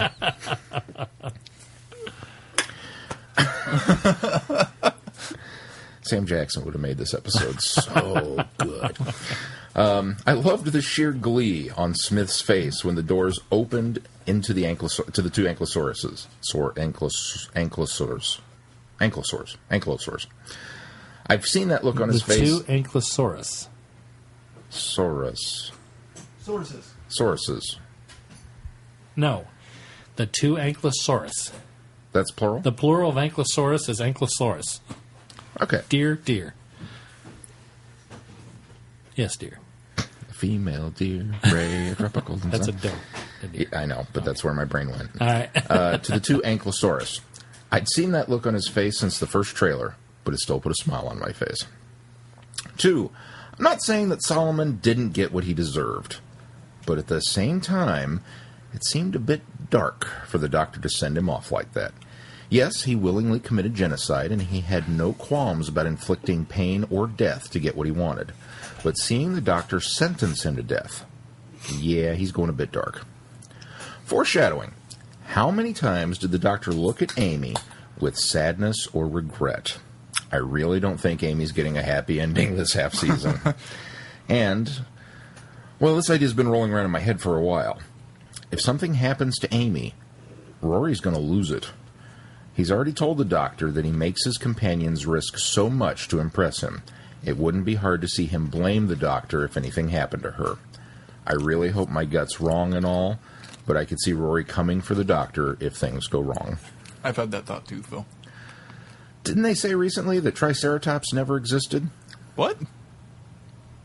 I never saw that article. Yeah, there was something, but very recent, like a week or two ago. It wasn't that the Triceratops didn't exist. It's that the Triceratops didn't exist in the form that they believe they did. That new fossil evidence shows that the head structure isn't necessarily what we believe, what we now envision as the Triceratops. Essentially, doing the Brontosaurus thing, where Brontosaurus was one particular creature. Now Brontosaurus is a category of creatures that include Brachiosaurus and all those different ones because they found a lot more long-necked dinosaurs. So I think the same thing has happened. Is I think the Triceratops is they're believing that maybe there were not mutations but differences within the species. And so, if I remember this article correctly, technically it drops the idea that there was a Triceratops and that there might have been two different type of animals that we had originally put together to form the Triceratops, but now fossil evidence is pointing to the fact that they were actually two different types of creatures, and the facial structure was not necessarily what we see as a Triceratops now. There you go. Interesting. I may be way off base on that, but that's what I remembered from that article. Thanks for ruining Jurassic Park, Phil. Well, they already had to update Jurassic Park 3 from 1 to make it more pretty accurate. significantly. We'll get there. 5. I got a kick out of seeing Amy getting jealous, thinking that she and Rory had been replaced. Okay, that's it for me. Oh, and turducken is awesome, especially when stuffed with crawfish. That wouldn't be a turducken then. Be a crawturducken. I think maybe the chicken is stuffed with them. Or a turducken craw. So then it'd be turducken a turcraw-in. Turcraw-in? No, it's still a turkey. You got to get the duck in there. It's still a There's turkey still a with a duck there's with still a a duck? chicken, Oh, okay. but then it's also That's stuffed what with he's saying. A crawfish. turducken is awesome, especially stuffed with crawfish. Yeah. So it's a turkey. It's a duck. It's a crawfish and a duck and a turkey. Now It's a crawfish and a duck and a chicken and a turkey. and a turkey. I forget the chicken in there. Chicken and a turkey. Yeah. Odd Duck Phil. Can we call him Odd Turducken Phil? Ooh. P.S. And while I enjoyed reading your blog post, Sean, your ending has left the following stuck in my head.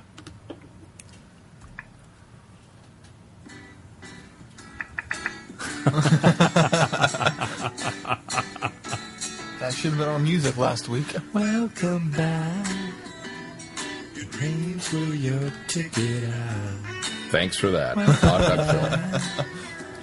Same old place that you laughed about. Can't play anymore. I don't know. I wasn't. It's fair use. Okay. All right then. Well, let's let it run. No, we need to move on. This is gonna be a long show the way it is. That's it for feedback. Thank you everybody for sending your feedback, and on to our reviews.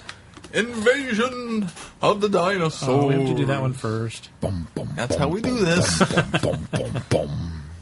Returning to London, the Doctor and Sarah Jane find the city almost completely devoid of life.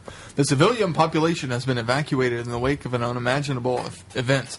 Somehow dinosaurs have returned to terrorize the Earth. As the Brigadier and unit fend off increasingly vicious attacks from giant prehistoric reptiles, the Doctor investigates... Don't laugh. You can get through this without laughing. The Doctor investigates just how these monsters are appearing without warning. But when Sarah Jane is kidnapped, the Doctor realizes perhaps even his oldest friends can't be trusted. Who is responsible for the devastating carnage? And what will Sarah Jane do when she wakes aboard a spaceship many light years from home?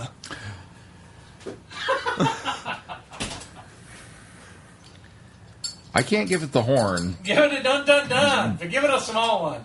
Dun dun dun. Vicious, very gigantic prehistoric They were reptiles. vicious. One Well, was vicious. Most of them were vicious. And one was... Two were vicious. One was a cow. One was not gigantic. There were I'm two. going to do it. There were Dun, dun, dun. It was was a big one, but I liked it. I enjoyed it. You moaned. I did moan. I moaned over the fact that we went from plastic rubbery dinosaurs to really, really good dinosaurs in this one. And yeah. You can't compare the two. I You think- can't. No, you No, you can't. really And that's can't. why I was moaning. It They're was more of apples the- and It was oranges. more of one of those. Oh yeah, this is what we had back then. But And This for is the what we have time, now. I thought it was really good. I thought it was really well done for the time frame. On television, stop motion dinosaurs would have been better. Well, even I thought, especially when we watched the first episode we watched was in black and white, and I thought the dinosaur had a very Harryhausen feel to it It did. until they added color. Then it lost a lot for me. they don't look like the Munsters when they colorized them. Yeah, You I ever just remember that? You saw the Munsters on TV, and they were always in black and white. Oh, reruns, of course. We didn't see the Munsters when we were kids, but yeah, in reruns. reruns, right, not in their first run. And You then mean they you had guys that not old enough for movie that? called Munster Go Home, and when the Munsters came on screen, they were green. Now, as Well, a child, I would have been accepting. Just the dad was green. No, all of them were. Okay, all I of don't them remember were this one. green. There was another one later. There No, were Grandpa they were and they were all green, Keith. You're remembering wrong. Because I must be they melding came the two. on the screen, and I thought, oh, okay, well, that makes sense that Herman's green, because you always picture Frankenstein's monster Yeah, as green, even though there's no there's proof no that he evidence was. of that. Because the original Aside- Frankenstein aside movie from- was black and white. Yeah, aside from promotional images of him being Exactly. green. Now, not even promotional images of Frankenstein was he green back in the day. Oh, well, no. actually, I think Wasn't the there movie colorized poster posters? probably was. Yeah, Isn't that Anyway. where the green came from? Anyway, regardless, but the fact that Lily was green yeah. and Grandpa Wait, was green, Lily, and Eddie was green. Lily was the mom, right? Yes, Okay. Lily was the mom. I was about to. There was no reason for that. You drew all over my notes, Sean, trying to find this. Yeah. he's still trying to figure it out. Sometimes emotion is not emotion. It's a highlighter. Look, I fixed it. But regardless, The monsters were not green. the dinosaurs could have been better, but for the time, they were pretty good. I was pretty impressed by the Stegosaurus, the Brontosaurus. I thought was pretty good. The T-Rex had its moments. All of them were weak when they moved. Regardless, I think the weakest is the pterodactyls. The design and the look of the pterodactyls I'm on board with Holly on this. I tried to look past Oh, the I did too. dinosaurs, and it worked for me for the most part. Yeah. Because as Sean eloquently stated before, this is. I mean, you can't come down on Doctor Who for the production. especially in the 70s. However, when we got to the pterodactyls on the beach, and they were clearly, No, they weren't on the beach. or not. I'm thinking of dinosaurs. When they were attacking Pertwee In the warehouse. Thank you, in the warehouse. They were on a beach on the dinosaurs on the spaceship, weren't they? In the warehouse, they clearly looked like they were just hung from strings and they were swinging them. There's at a me. reason they were in a warehouse when they and were being so- attacked. Yeah, so that one was a little. that was hard to imagine. That was the rest I thought were pretty well done, and the story for the most part wasn't that bad. It was high concept, but it's high concept, but the problem is there's two different competing stories, and each would have filled 3 episodes apiece. Mixing the two didn't quite work as well as it should have. They didn't really fully explain why. It as 2 different stories. I saw it as one big story that they were really not driving home. That they weren't. Maybe that's the case. They were being too broad focused on this big picture. It just And seems like that's what didn't work. the whole spaceship and this whole, I forget what they called, Utopia or whatever they were going to call it, just seemed so left field from the dinosaurs, of why the dinosaurs are showing up. That I understand they're trying. Well, it seems left field, but later it makes sense. I mean, it now totally that, comes that together. They're trying to connect prehistoric time to take these people there. It just seems, I don't know. It's like starting over. It's like a clean slate type thing. Is I what it understood. was. I understood what they were trying to do. Yeah, I mean, but how the that's what I'm saying dinosaurs is tied there into weren't it, two why they stories were going pulling- on. It was It there felt was like there was two stories. Well, it's because it's that bait and switch. You think one thing's going on, and then you find out that this is part of a bigger story. And you have to admit, when Sarah woke up on the spaceship and they said, "Oh, you've been here for 3 months," oh, and you we're feel on like it takes a it's left like, turn. Don't get me what? wrong. Yeah, I mean, no. it was a big. But it's a bait and switch. It's not Yeah. that there were two It's a bait and stories switch, happening. and by the end of it, was makes sense. As soon as they revealed where Sarah was, and Sarah's starting to discover where she was, but they tied it right back into what was going on. So it wasn't. Honestly, it wasn't until now that I understood why the dinosaurs were showing up because of what they were doing. I just now put the pieces together in my mind. I didn't get that while watching it. Oh, okay. That's All why right. it felt like two separate stories. Okay. I don't think they explained why the dinosaurs were in the story. I would agree that it wasn't explained well enough. That's what I was saying. Is they had this really grand story going on that I didn't feel like they were really pointing to what the story or the plot was well enough. I mean, you figure it out as you go along, but it just wasn't concise It enough. mostly felt like two different conflicts of these dinosaurs showing up and we got to deal with them, and then we moved on to the spaceship Two stuff. conflicts within the story, yeah. But And then later at the very end they connected. But that gave it wasn't even at the very end. It was way earlier than that. But it gave Sarah something else to do while the doctor was doing that's something true. else. And I liked that. I liked that was fine aspect with of it. that. I liked both. I liked the story. It just felt not as connected as it could have been. Connected. I think disconnected. I would agree with you, Sean. You're not saying much. Here's the deal. This is one of those episodes that is pretty universally lambasted by Who fandom. Which I don't fully understand. For the bad dinosaurs. That's what everybody comes down on. If you want to talk poor sorry, the production Merc is value worse. and shoddy shots and all that, everybody points to this story and says, look. Just get past it, though. And let's face it, we have it. We've got plastic dinosaurs. We've got Pertwee downstairs when they're closing doors and sets are literally the walls are shaking and different things like that. None of that matters to me. No, I agree. It really doesn't. Watching yes, the Tyrannosaurus was laughable. It was not a scary monster. It was not something that even as a kid I probably would have gone, huh. Now, I don't remember the tank and robot being that bad either until we went back and rewatched it. So as a kid, it might not have. as a it might kid, have been maybe it's a lot always more everything's impressive. more impressive. But the dinosaurs and seeing this with people. This is actually my first time watching this story. I know this story only by reputation, which is bad. I mean, that's what everybody says. Oh, Invasion of Dinosaurs is not very good. And I didn't find it that way at all. Like I said, all of the dinosaurs I thought were, and I think everybody on Friday Night Who kind of agreed with us, that it was not as bad as everybody made it out to be, and they were kind of quaint. I mean, yeah, they're not Jurassic Park, but we didn't come to expect that from this. Right. The plot is this very grandiose idea of, and apparently was later lifted for Terra Nova, that we're going to... Sort of, yeah. We're going to take people basically. and send them back in time to restart society. Right. Okay. And we've got an ecology message going on with, mercury in the fish and overpopulation. Okay, I can get behind that. I can, and this is how we're going to do it. Okay. And we're lying With to the the green people with movement, this it feels- spaceship. Okay, that's a little out there, but still fits in with the... Well, the idea is to idea make of this. them think that They're going to a new planet. right.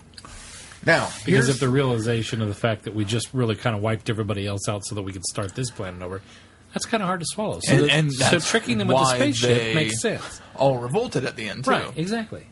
Here's the problem with this.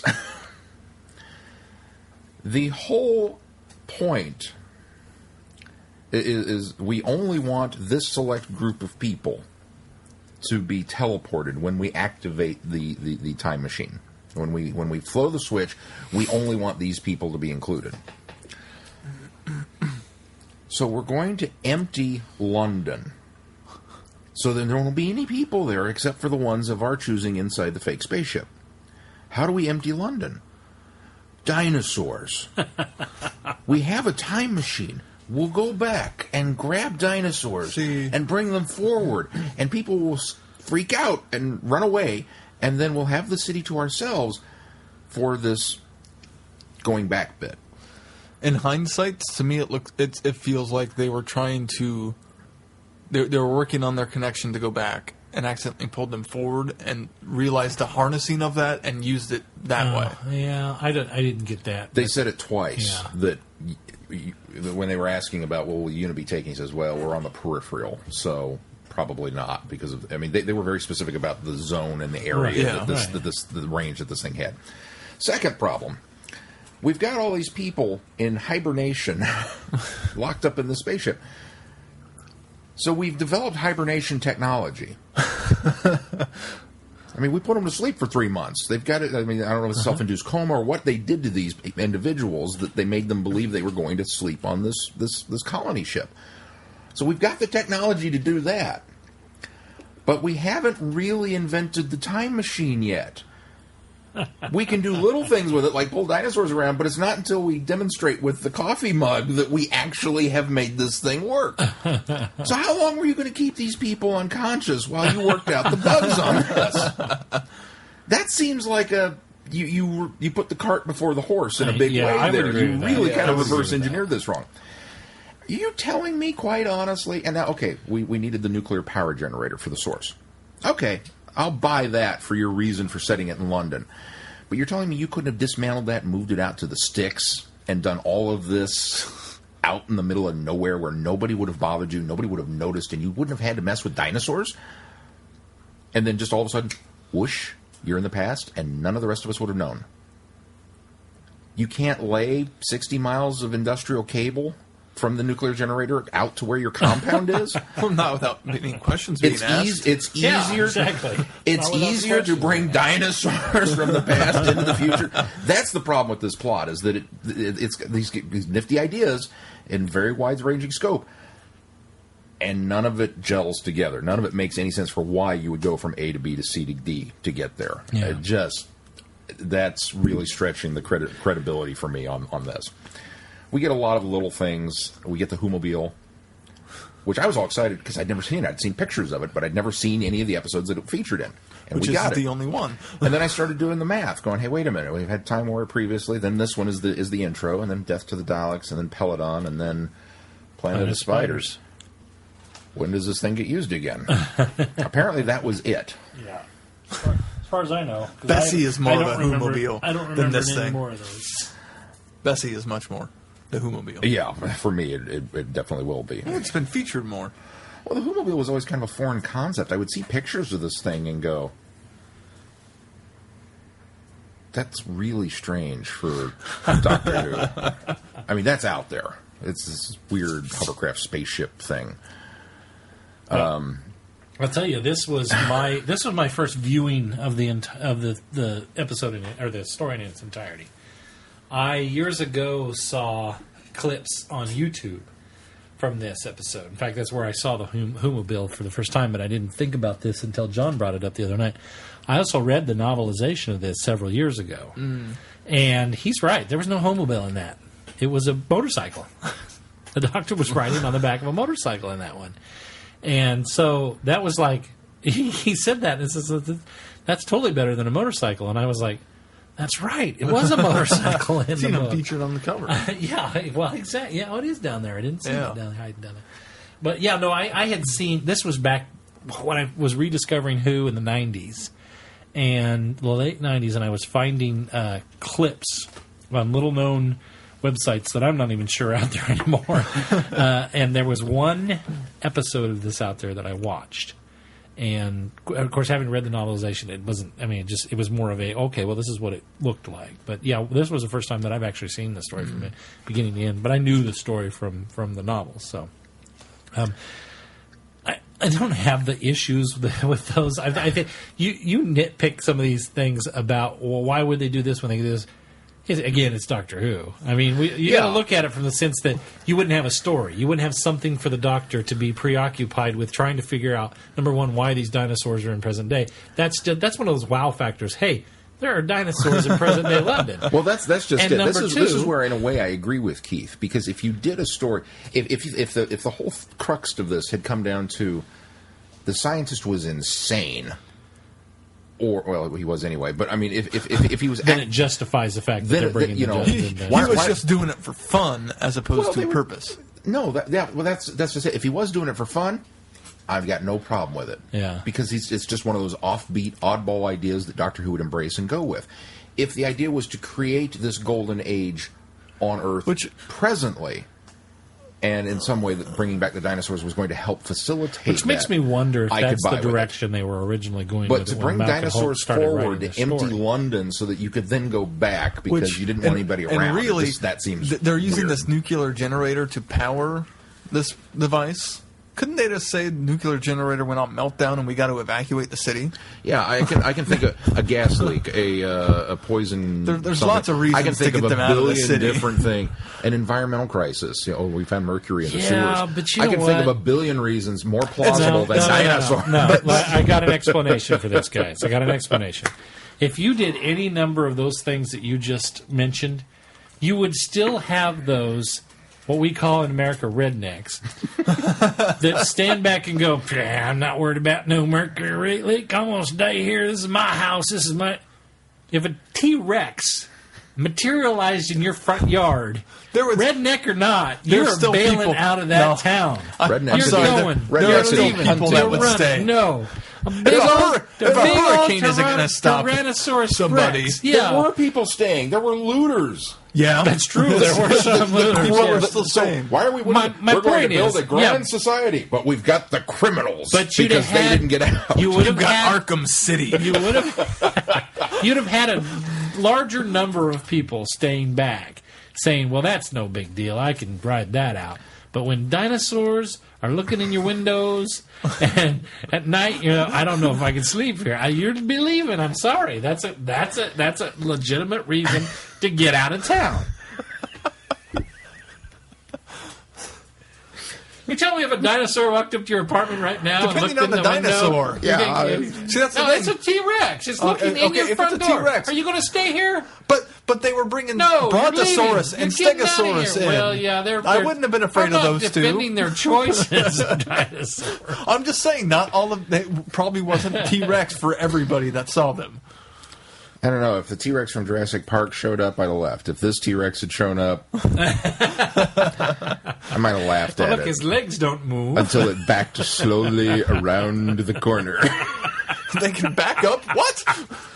I don't know. I just, like I said, I don't feel like I'm being nitpicky. I feel like this is a fairly big fundamental No. flaw with this, but maybe not. Like I said, least I'm we're willing to nitpicking- overlook the dinosaurs. I'm willing to overlook the We're wobbly nitpicking set. things that fans don't. Most fans are nitpicking this. You're The production. nitpicking the things that fans should be producing. Yes. Yeah, there we go. Yeah, I'll take I will that. give you that. If you're saying that in a sense of this one gets a bad rap because of the wrong reasons, then Yes. I'll buy that. Yeah. I definitely think it gets a bad. I don't think. Like I I said, don't think this deserves a bad rap. There It's- are flaws with it, but there are it's an some enjoyable really story. big flaws. It's still an enjoyable story. It was still an enjoyable romp. It was still one that I liked. I can't give it a big ba-da because it didn't have. It had too many little problems that just didn't make it gel for me. You know what made me overlook all of the flaws with this entire show? Sergeant Benton? Sergeant Benton, Brigadier. The Brigadier Brig was was- fantastic in this. Now he He did wasn't get as shut good as down. Benton. He got shut down a lot of times, but the Brigadier still, man, you could tell he had the doctor's back the whole time. I love that. And the Brig was the one giving Benton kind of the okay to Yeah, go do what you really need to do. Exactly. It was fantastic. I thought Pertwee and Sarah Jane were both fantastic in this. Well, They did and that's wonderful, that's what elevates the wonderful story acting. so Yeah. high is Wonderfully those four acting. characters, and then the conflict with Yates. Yeah, and then Yates, which I knew was coming. In fact, I was kind of foreshadowing a little bit that night on Twitter about, well, you're acting very suspicious, Captain Well, Yates. yeah. You know, that kind of you know, stuff. So- Didn't funny. they make I reference knew later about it, in an so- episode about Yates and this whole issue? yeah. Because I remember hearing They that. do, yeah. What's funny is that I purposely avoided a lot of the end of the unit stories because I knew that, well, Yates turned traitor, basically. But I didn't know when. And I didn't want Keith to be exposed to that until we'd gotten a little bit more Mike Yates under, under his belt, so to speak. I still don't feel like I have enough. But I there's not a don't lot. either. We There's still not- haven't done a lot. He's There's he's really in the, not a lot he's in in. the demons, or the demons, The as, demons. as Sean fondly says. I think he's in another. No, we're done with Pertwee. I think that's it. He's Demons might be it. well, isn't he with Liz in Some early. Ambassadors of Death and Oh yeah, I'm sure he is. the probably. Invasion.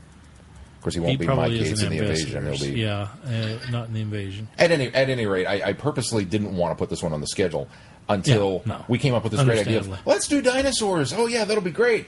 And then Mike is there, and he's reporting into... Which that was the other thing that kind of threw me, is that I would have expected... We gave him enough Mike Yates, though. Well, He's had some. Yeah. It's not as big a deal as Yeah. some of the other things that are coming up. But, Well, you know, it's not like if Benton went bad.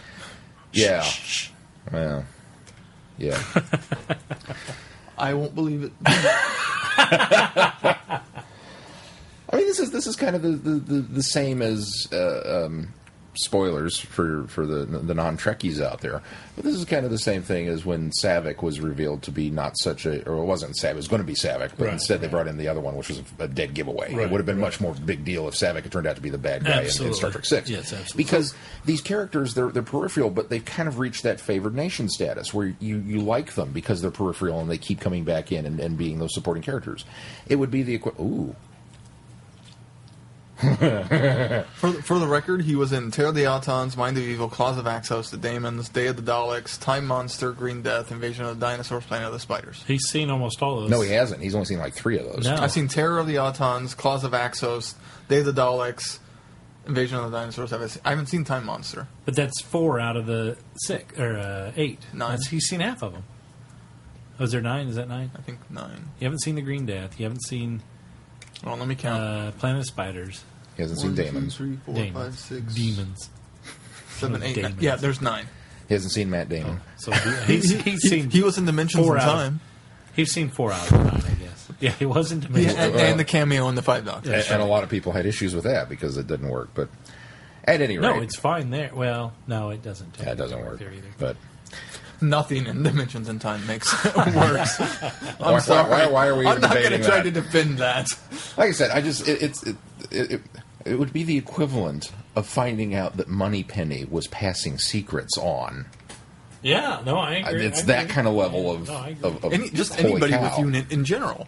Unless it was a no-name you'd never met before. Yeah, then they're automatically suspect. So I admire that they took that risk with the storytelling. Yes. Yeah. And I'm glad, no offense, Mike, I'm glad that it was Yates and not Benton. Yes. Because Benton is the man. Yeah, I agree. Every step of the way in this episode, he illustrates, and once again, as- why he's such a cool character. Although Android Benton kind of throws you for a loop there. Yeah. Well, yeah, but then you realize he's an android. So But when he, when he's flat out telling him, Benton. I guess you better start, using your Venusian Aikido on me. And he cringes because he's waiting for the blow. Hadn't you better overpower me so that you can get where you need to be? And then he just does the Vulcan pinch. Yeah. And then explaining it to the brig later. He overpowered me. Where was everybody else? I sent them to go prepare a cell. You'll be court-martialed for this. The brig looks at him after the guy leaves and he's like, well, go on. Go court-martial yourself. You better go rest yourself. Yeah, better go rest yourself. Go get that taken care of. Well, go on, Benton.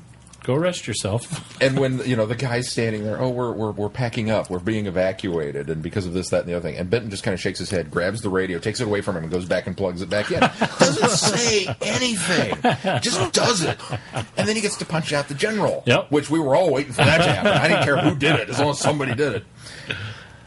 So good in this. and I always liked Benton in all the stories, but not without any reason. He just seemed likable. This gives you reason to love him. No, absolutely. He's just a teddy bear and everything else. He is equal to the brig in my eyes He's now. just a teddy bear and everything else. I'd agree. They're part and parcel, and it's weird when you get one without the other. Because Yes. there's a couple that, for whatever reason, Benton's not in. I think that the Yeah, brig you're shows right. up, and then I think there's one or two that Benton's in. Or That Yates is not in, right. That the brig isn't. Well, like in Android, yeah, you know. absolutely, yeah. And it just feels Android, yeah. that there's that missing component that one of them's there and the other isn't. I would Which agree. Yates was higher rank than Benton, right? Yeah. Which is Captain funny Yates, because we just Sergeant saw. Benton. Which it just feels so much like Benton is the brig's second, more than anybody else. Yeah. Especially in this story. Yeah.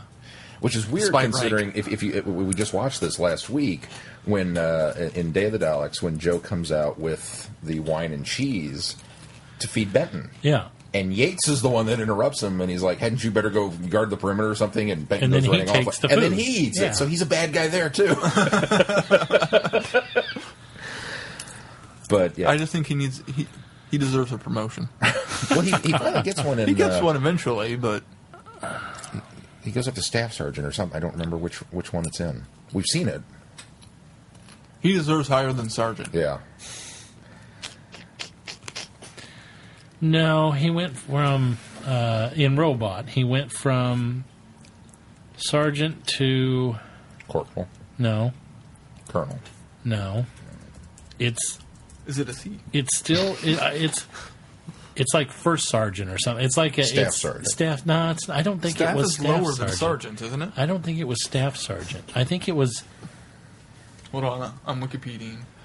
Well, while you're Wikipediaing that, I'll throw out a couple of nuggets from Wikipedia's page on Invasion, because it's the source of all knowledge. Yeah. Glenn, in his own novelization, Malcolm Hulk made no reference to the Hoomobile. Yep. In the novel, the Doctor uses a military motorbike with electronic scanning equipment attached, as in the original scripts. You didn't need Wiki for that. The Hoomobile was a prop contributed to the production at a late stage by John Pertwee. So he already owned it. And you mentioned during Friday Night Who that you heard stories of him just getting this thing out and driving it around. He would literally just take And it I out really on the hope he roads. went out in costume. And as he, the Doctor. He would take it out on the roads of London and just get people to stare at it. And eventually got to the point where he's like, I don't need this anymore. And a fan apparently approached him about it. And so he sold it to the fan for a very minuscule amount of money, under the condition that he could still take it out and drive it when he wanted to. And then what is the guy going to do? No, Pertwee, you can't drive that. He said, of course he can. So he would go over to the guy's house and go, hey, can I take the Hoomobile out for a spin? And the guy would let him drive it. Benson was promoted to the rank of Warrant Officer Class 1. That's what it officer. was. Warrant officer. Holding the post of Regimental Sergeant Major. Right. Because Sergeant Major. That's what I was thinking of too. Because We should remember that from the movie. he couldn't. He couldn't. Why start now? He couldn't be an officer because he wasn't an officer. So it was. He couldn't be. He couldn't be. What? He couldn't be elevated to the technical officer staff. So that's like the highest rank you can get. Being a serviceman instead of an officer. okay. Right. That was the Okay, point. that makes was sense. He couldn't be Captain Benton, I guess was the point. And so they elevated him to the highest point, level he could without being an officer. So And still well deserved. Right. Now, one other thing that I thought was really interesting that I found on this, and something that kind of surprised us, is when it came up, the first episode in black and white was titled Invasion, which obviously is the title of this old Patrick Troughton serial. There's a lot of people that, and I don't know how much of this has been retconned, if you will, by fandom, but there's a lot of people that think that the reason episode 1 was wiped and none of the other episodes were wiped is because the mistaken title. They apparently changed the title because they didn't want to give away that there were dinosaurs in the story. Until the cliffhanger. And then the sense. next one that came out was actually titled Invasion of the Dinosaurs. But a lot of fans are of the belief that when the BBC went through the archives and they started saw junking Invasion. stuff, they saw Invasion and thought it was the Troughton one and that they didn't need to hold on to. And that's why that it was wiped. Now, there's no proof of that. yeah. As far as the BBC's, and again, this is according to Wiki, as far as the BBC is concerned, the story had been wiped in its entirety because researchers for the 1976 documentary Who's Doctor Who found that none of these episodes were even in existence in the BBC library. They found them later in other places. Right. So the card catalog was wrong. yeah, basically. But I thought that was kind of an interesting one. Which, how ironic is it that it starts with Invasion, or it was just called Invasion, and the Invasion is Benton's first episode. Oh yeah. I hadn't thought of that. You're When right. he was a corporal. He was a corporal then. Very good. still have his page pulled up. That's where you There's got the C corporal word. from. Yeah. And of All course, Peter Miles. I have to talk briefly about Mr. Peter Miles. Yep. We saw him in Doctor Who and the Silurians, and later in Genesis of the Daleks. So, because yes. I saw Genesis of the Daleks first, the man will forever be Niter. Yep. Niter. But he played the crazy scientist here, Professor Whitaker. Professor Whitaker. That's all I had. Anything else you guys want to talk about with Invasion of the Dinosaurs? No, let's move on to Dinosaurs on a Spaceship. We don't have synopses for these. No, we don't need one. This was so I much could fun. go to my season pass on... Was there a prequel for this one? No, there wasn't. Would you like a synopsis? Dinosaurs On a spaceship. Did you guys? I went into it expecting the quality of story of Snakes on a Plane. So I was. How can you not expect something I like still that? have yet to see Snakes on a Plane. Really? I got it on Blu-ray if you want to borrow it. I don't really care to Oh, see you it. need to see it. Having seen dinosaurs on a spaceship, Snakes on a Plane will probably be a letdown for you. Yeah, that's true. Because there is so much more in this story than I ever imagined. And there's so much fun in this story. There it is. Ready? I do. They have a synopsis on the season pass. BBC announced synopses. We just didn't read them last week. An unmanned spaceship hurtles towards certain destruction unless the Doctor can save it and its impossible cargo of dinosaurs. By his side, a ragtag gang of adventurers, a big game hunter, an Egyptian queen, and a surprised member of the Pond family. But little does the Doctor know, there is someone else on board who will stop at nothing to keep a hold of his precious prehistoric cargo. Dun, dun, dun! We all switched roles this week. For this one because Sean left. Keith, what did you think of this? This one? was so much I wanna fun. know. It is a lot. It wasn't groundbreaking. It wasn't mind-bending. It was just fun. With some heaviness to it, too. I did not expect the Silurian stuff in this story. I loved the idea that this was an arc for the Silurians, going off to find a new planet. When it couldn't, it came back to Earth. That was so cool. I loved Rory's dad. He had almost a Wilfred role in this, almost as lovable. A little bit more awkward, but just as lovable, I thought. Okay. From his golf balls to his trowel. He had so many great moments. And yeah, I agree with Dr. Phil. It would have been interesting and it would have been compelling to have some conflict between him and Rory. See, but to me that wasn't necessary. To me, that would have been cliche. It would have been forced. Yeah, it would. Well, we've seen that before. You put the father and the son together, and you always get that. They just don't understand each other. There's always that conflict. They have a little bit of that here. He complains about his dad, but it was subtle enough, and I didn't have a problem with that. Rory pulling out his med kit to fix his dad was great. Didn't that feel like that's where they were going with that, though? Is because, did you actually just pull out a trowel? Yeah, well, with you it's a shovel, with me it's a med kit. I've got this. You actually get to see my nursing skills in action. And that's all you need. I kind of braced myself for okay, here it comes. It wasn't you've never heavy-handed. approved of me being a nurse. Oh, no. See, I didn't see that coming at all. They didn't go into that at all. In fact, his dad's face lights up because he realizes how much like him he is. Yeah. I liked that. I liked that was it too. really cool. No, I didn't feel they were going there. I felt they were going there with that whole conflict that Dad, said, this is how we do things and blah, blah, blah. I thought that was going to be coming. I didn't quite understand why they had him over. I'm glad it didn't. I'm glad it didn't go that way either. I didn't quite understand why he was there changing the light bulb. He was fixing a fixture. Yeah. Remember, he said the fixture needed to be replaced. Okay. And Rory said, no, it doesn't. Yeah. I also found it interesting. And then later he said, he's right. I think the fixture's bad. He's right. The fixture's bad. And I find it interesting that it's been 10 months since the doctors picked up Amy or Rory. Yeah. And then at the end, them saying, okay, we're ready to go home for a couple more months. Right. That shows how much they've grown as a couple and as characters, especially for Amy. Yeah. While she was jealous that Nefertiti and Lestat maybe... I'm sorry, he's going to be Lestat. I don't care if he's a big game hunter from 1907. But what'd you guys think of that? I mean, did it seem random that we pulled Nefertiti and this? What was the guy's name? I don't know. John Riddell. Well, he was. I'm sure he's some historical figure. Well, interestingly enough, according that's to what Amy, I did the research on, because I thought surely they wouldn't have just pulled, because they made it feel like he don't was tell me somebody you important. researched him on Wiki. No. I researched him on Google. Oh.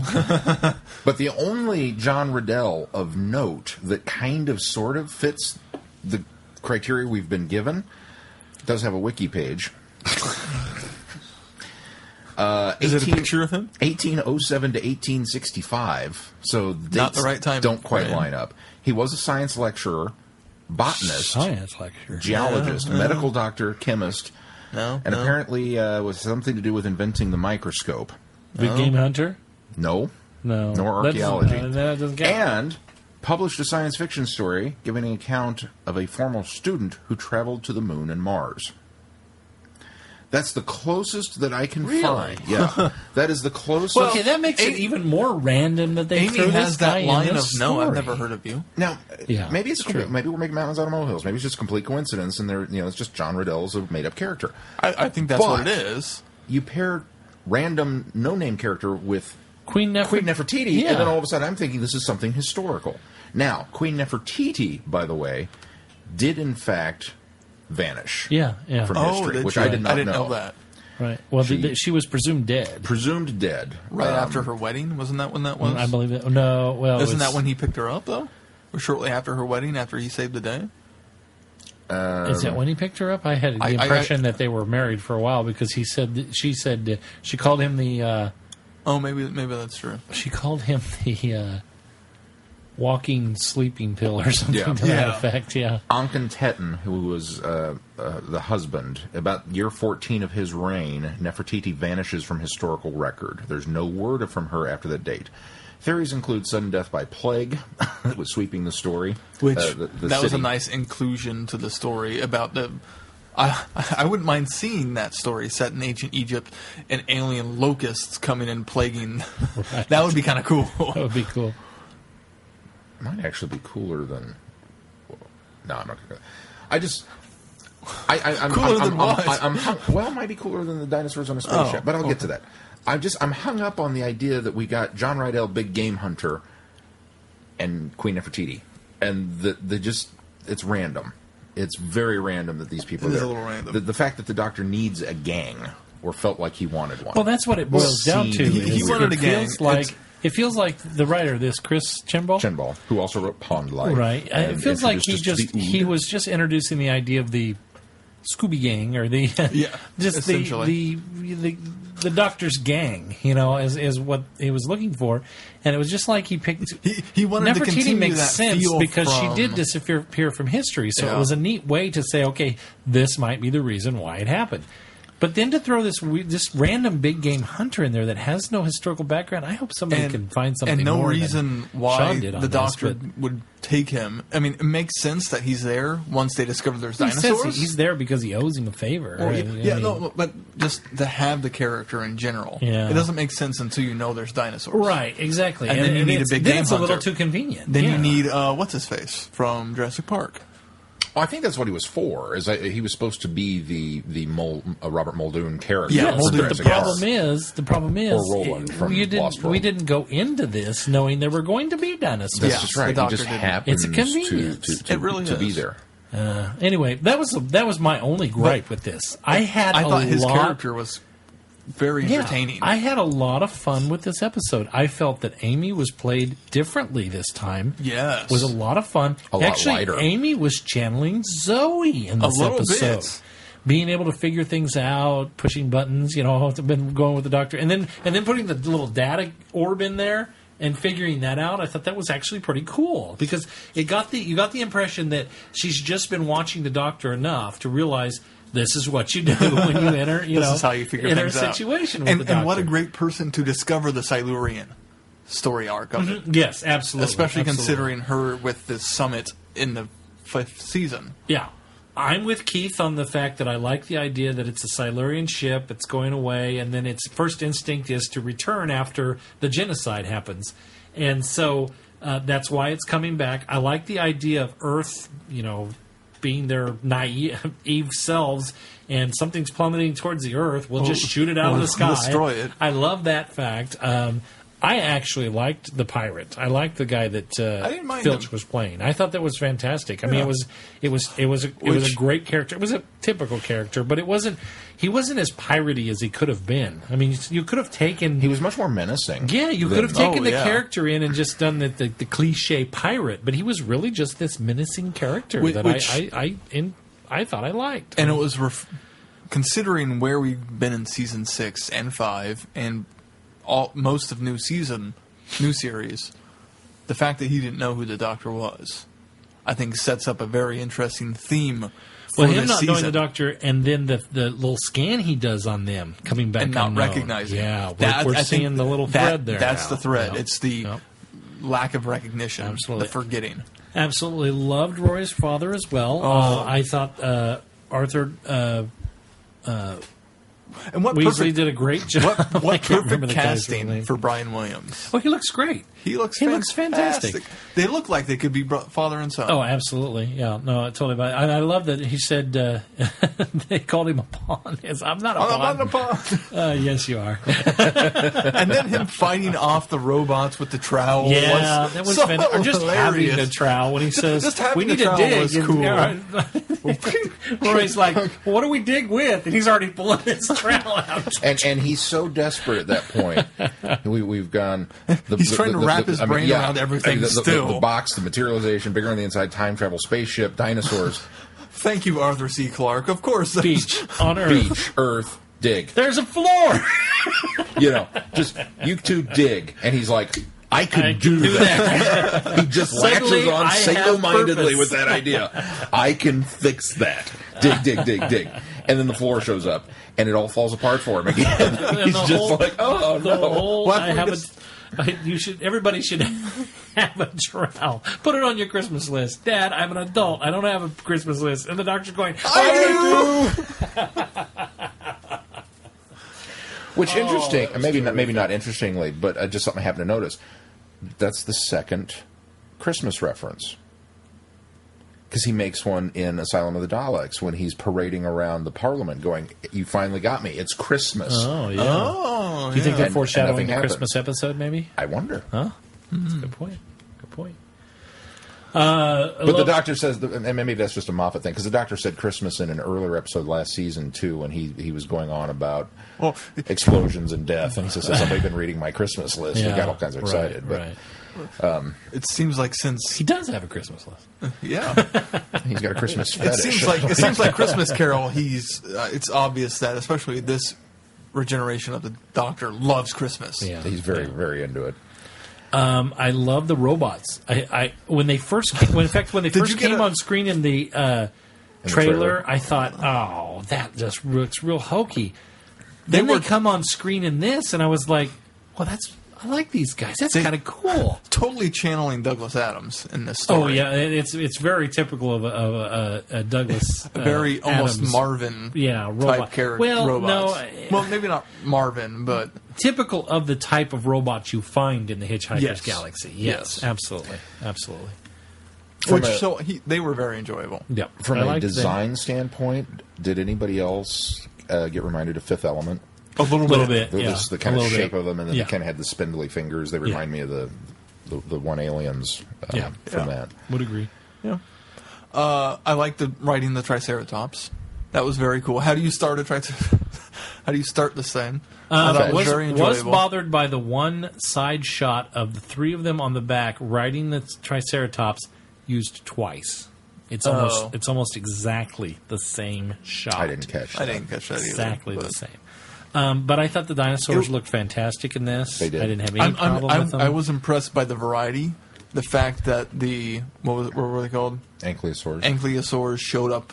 That was the first one. Ankylosaurus. Ankylosaurus. That was very cool. That's not a dinosaur you see very often in you're media. Right. You're right.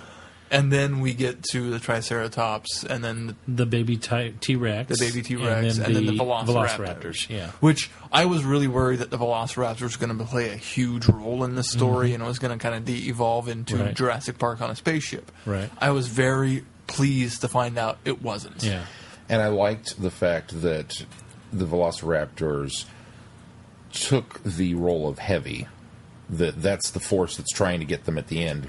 as opposed to a T-Rex. Right, We right. we never saw, other than the baby, we never Right. saw a T-Rex, which I'm you know what, I'm okay with that, because I think I T-Rex was the is same way. overused. Yeah, it is overused. And apparently, just like Invasion of the Dinosaurs, the T-Rex snores. I think Velociraptors are overused too. I think so, too. But they were subtly used here too. Even though they were the heavy and the one that they had to contend with at the end, there wasn't a lot of. Which was a great There wasn't scene a lot with- of it just made Velociraptor sense here. from the fact that they needed a pack. Yeah, so okay, exactly. we'll go to the vat. But because they weren't in it for any, it's not like they were being stalked through the ship for the whole Right, thing exactly. by these. Yeah, they things. just show up at just the end. happens They to show be up at the end. And there's a reference a little bit before when they enter that room. Yeah.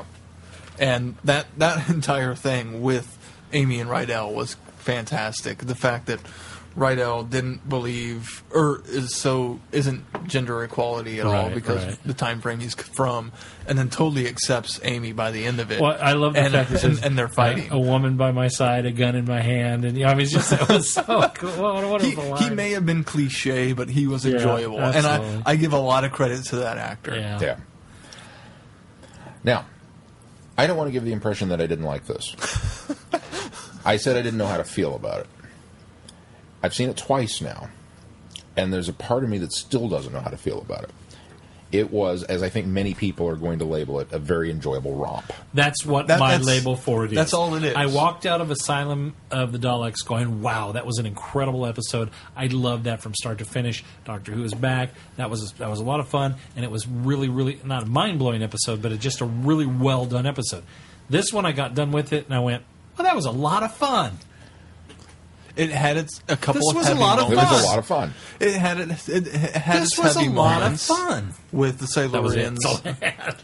Silurians. There's I thought the foreshadowing with Amy was really interesting in this too. there's nothing wrong with having fun for fun's sake. And it still feels cinematic. I'll give them that. It still Yeah. feels It cinematic. feels like Snakes on a Plane. There's nothing wrong with doing Slightly an better. episode that's fun Better. just for the sake of Better. doing an episode that's fun. Well, I have it's zero It's kind of problem like The with that. Lodger and Closing Time. Exactly. There's the heavy moments in it, but for the most part, it's fun. It's a sitcom. And I've had other people that I've seen have referred to Curse of the Black Spot, or as Dr. Phil called it, Curse of the Bad Plot, which I still think that one gets a bad rap. On second viewing, it's not as bad as first. This one, I think, is much more enjoyable. Well, it just I still blame Curse of the Black Spot's problem on falling where it does in the schedule. That we've got I think such so, a too. mind-blowing, twisty, timey-wimey, two-part heavy plot but- episode, But you also and then we go to this. Whereas this comes off of Asylum of the Daleks, which is also a big, heavy. But this doesn't aim to. That one didn't aim to set up an overall story arc. and knowing what this episode's called from the get-go, Dinosaurs on a Spaceship, it's kind of like okay, that's where we're going. Well, and I think the other thing you have to understand is I think they're doing this season right because in the sense that this really goes to where we were hoping it would go, where each episode feels very standalone. Yes. That's why it doesn't get Yeah. that. You were saying it doesn't. It doesn't follow something that sets up the big. We had the story serial arc for the entire start. season. Well, I think that's why a lot of people didn't like Curse of the Black Spot. We came off the ground with this one just as a one-off, Yeah. and then another one-off, and then hopefully another one-off, and then another one-off, and then hopefully when Amy leaves, there will have been hints, but nothing that was obvious to us coming along. Of course, although it probably will be decently obvious to those paying attention because we know Amy's leaving. For those not going into it not knowing that Amy's leaving, I don't think it would be obvious. Yeah. But going into it knowing, and especially this exchange, I'll be there till the death of you, or vice versa. Yeah, And, ooh, yeah. I loved pretty much all the same thing that you guys did. I loved R's dad. I loved the kidnapping him accidentally. And then blame, what did you think you are sneaking onto my ship? and then chastising Rory. It's my dad. Why did you bring him? I didn't. You Twice. paralyzed around Twice! I thought, Oh, well, welcome aboard. that was just fantastic. Solomon. You mentioned that he could have been very piratey.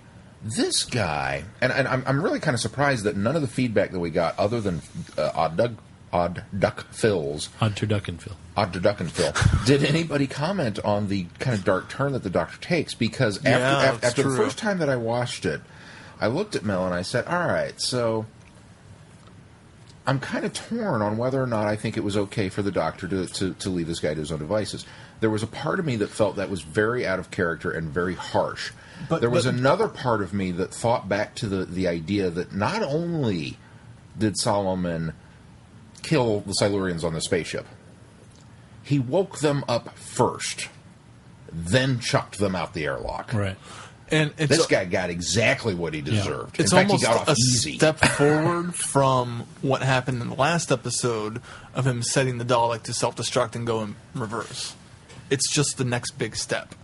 There's a darkness in this Doctor that we're beginning to see in general. This is also the Doctor that, although he took down an entire army of God without firing a shot, also, to get a point across to Cybermen, blew up an entire fleet of Cybermen. Now, you can argue that Cybermen are too far along to convert back, and that really doing him a favor. Exactly. Yeah. But on the flip side of that, he had no sort of remorse or second thought about doing that either. So, Granted, we didn't see the Doctor's reaction to doing that. well, that's we only true. saw Rory. But, Maybe it was no, Rory. Maybe he talked Rory into doing it. ironically that's enough, possible. when I saw that happen, when I saw that scene playing out, I thought, well, Hoodum fandom's going to be up in arms over the fact that he did that without even batting an eye. Yeah. That was my first thought. My second thought was I would have done the exact same thing, and I don't blame the guy. That was perfect. And Amy, granted, from the trailers, we've heard Amy talk about this is what happens when you travel alone too much. And it's been 10 months traveling alone. Am I crazy? And maybe no. I think I'm crossing this. Never mind. Holly and I going just forward watched a little God bit. Complex, and it was in there while she was telling the other doctor, the Indian gal, that they travel with him because he doesn't realize that he shouldn't be alone or can't be alone or something to that effect. I was thinking it was in this one because I'd watched them both today, but I think that's still the idea, is that Amy recognizes it's the continuation that, from Waters of Mars. Yeah, exactly. It really is. It really is. Which I love that they're continuing that idea. They also, Chris Chinball did a wonderful thing for me by adding that moment of heavy when they discover that it is a Silurian ship. Because all of a sudden this went from being a ridiculous episode, a fun episode, but a ridiculous episode, a ridiculous premise. It took the premise and a made it ridiculous real. concept, and all of a sudden gave us a valid, plausible Reason for all of it. okay. Yeah. You know, not that I wouldn't have been on board anyway, Right, but right. that This is why the engines are tidal waves. yeah. I mean, all the pieces connect. This is why there are dinosaurs. This is why there are dinosaurs on the rampant spaceship. on the Yes. spaceship. Suddenly, everything about this impossible situation made sense just by tying into the Silurian, and it was like, oh, genius! Yeah. That was the. I paused it as soon like as I saw that. I was like, oh, I like holy the crap. idea that not only did some of them retreat to underground, some of them Yes. went off to How colonize other And planets. it makes me wonder how many other arcs are there. Now, this is one of the things that I do, and maybe I'm showing my own lack of knowledge here. They comment several times on the idea that Solomon committed genocide, Well, but to his mind, as far as Solomon's aware, he committed genocide. Because the Doctor's the one that calls him out on it. You committed genocide. You did this. You're out well, here for from this. Solomon's point of view, Solomon wouldn't have known. Right, there but were- that's what I'm saying. The Doctor's the one who says it. No, but listen to me. From Solomon's point of view, as far as Solomon knows, this is all the species. this is all that there is. So he is actively committing genocide at that point. He's whether trying- whether he was Okay. really wiped them out, and the Doctor's driving that point home is Okay. he doesn't know that there were other ones. So And as far that as he others knows, still this is the exist. only species. This is the only group of this species he committed genocide. Now, is it anybody else think the Silurian on the screen looked? It but looked like probably the was the same actor who Yes. played the scientist from. Yeah. Could have been. I mean, I they had think it is Silurian Because actors play that it. took Or, me a minute. Well, Vastra was the same Yeah. actress. Right, Nev just like, Campbell. I'm just like Or you've got whatever. the guys in the Dalek suits. They kind of come back and do that every year. Well, But and same with the who am I thinking of? Sontarans. Sontarans. the song. There we go. Yeah. Okay, so you've got you've got your okay, we've got a But side how area in nice! this. We need you to come back. How nice But that they this- got that guy back. Well, as it an was actor. cool, but I didn't think it was him.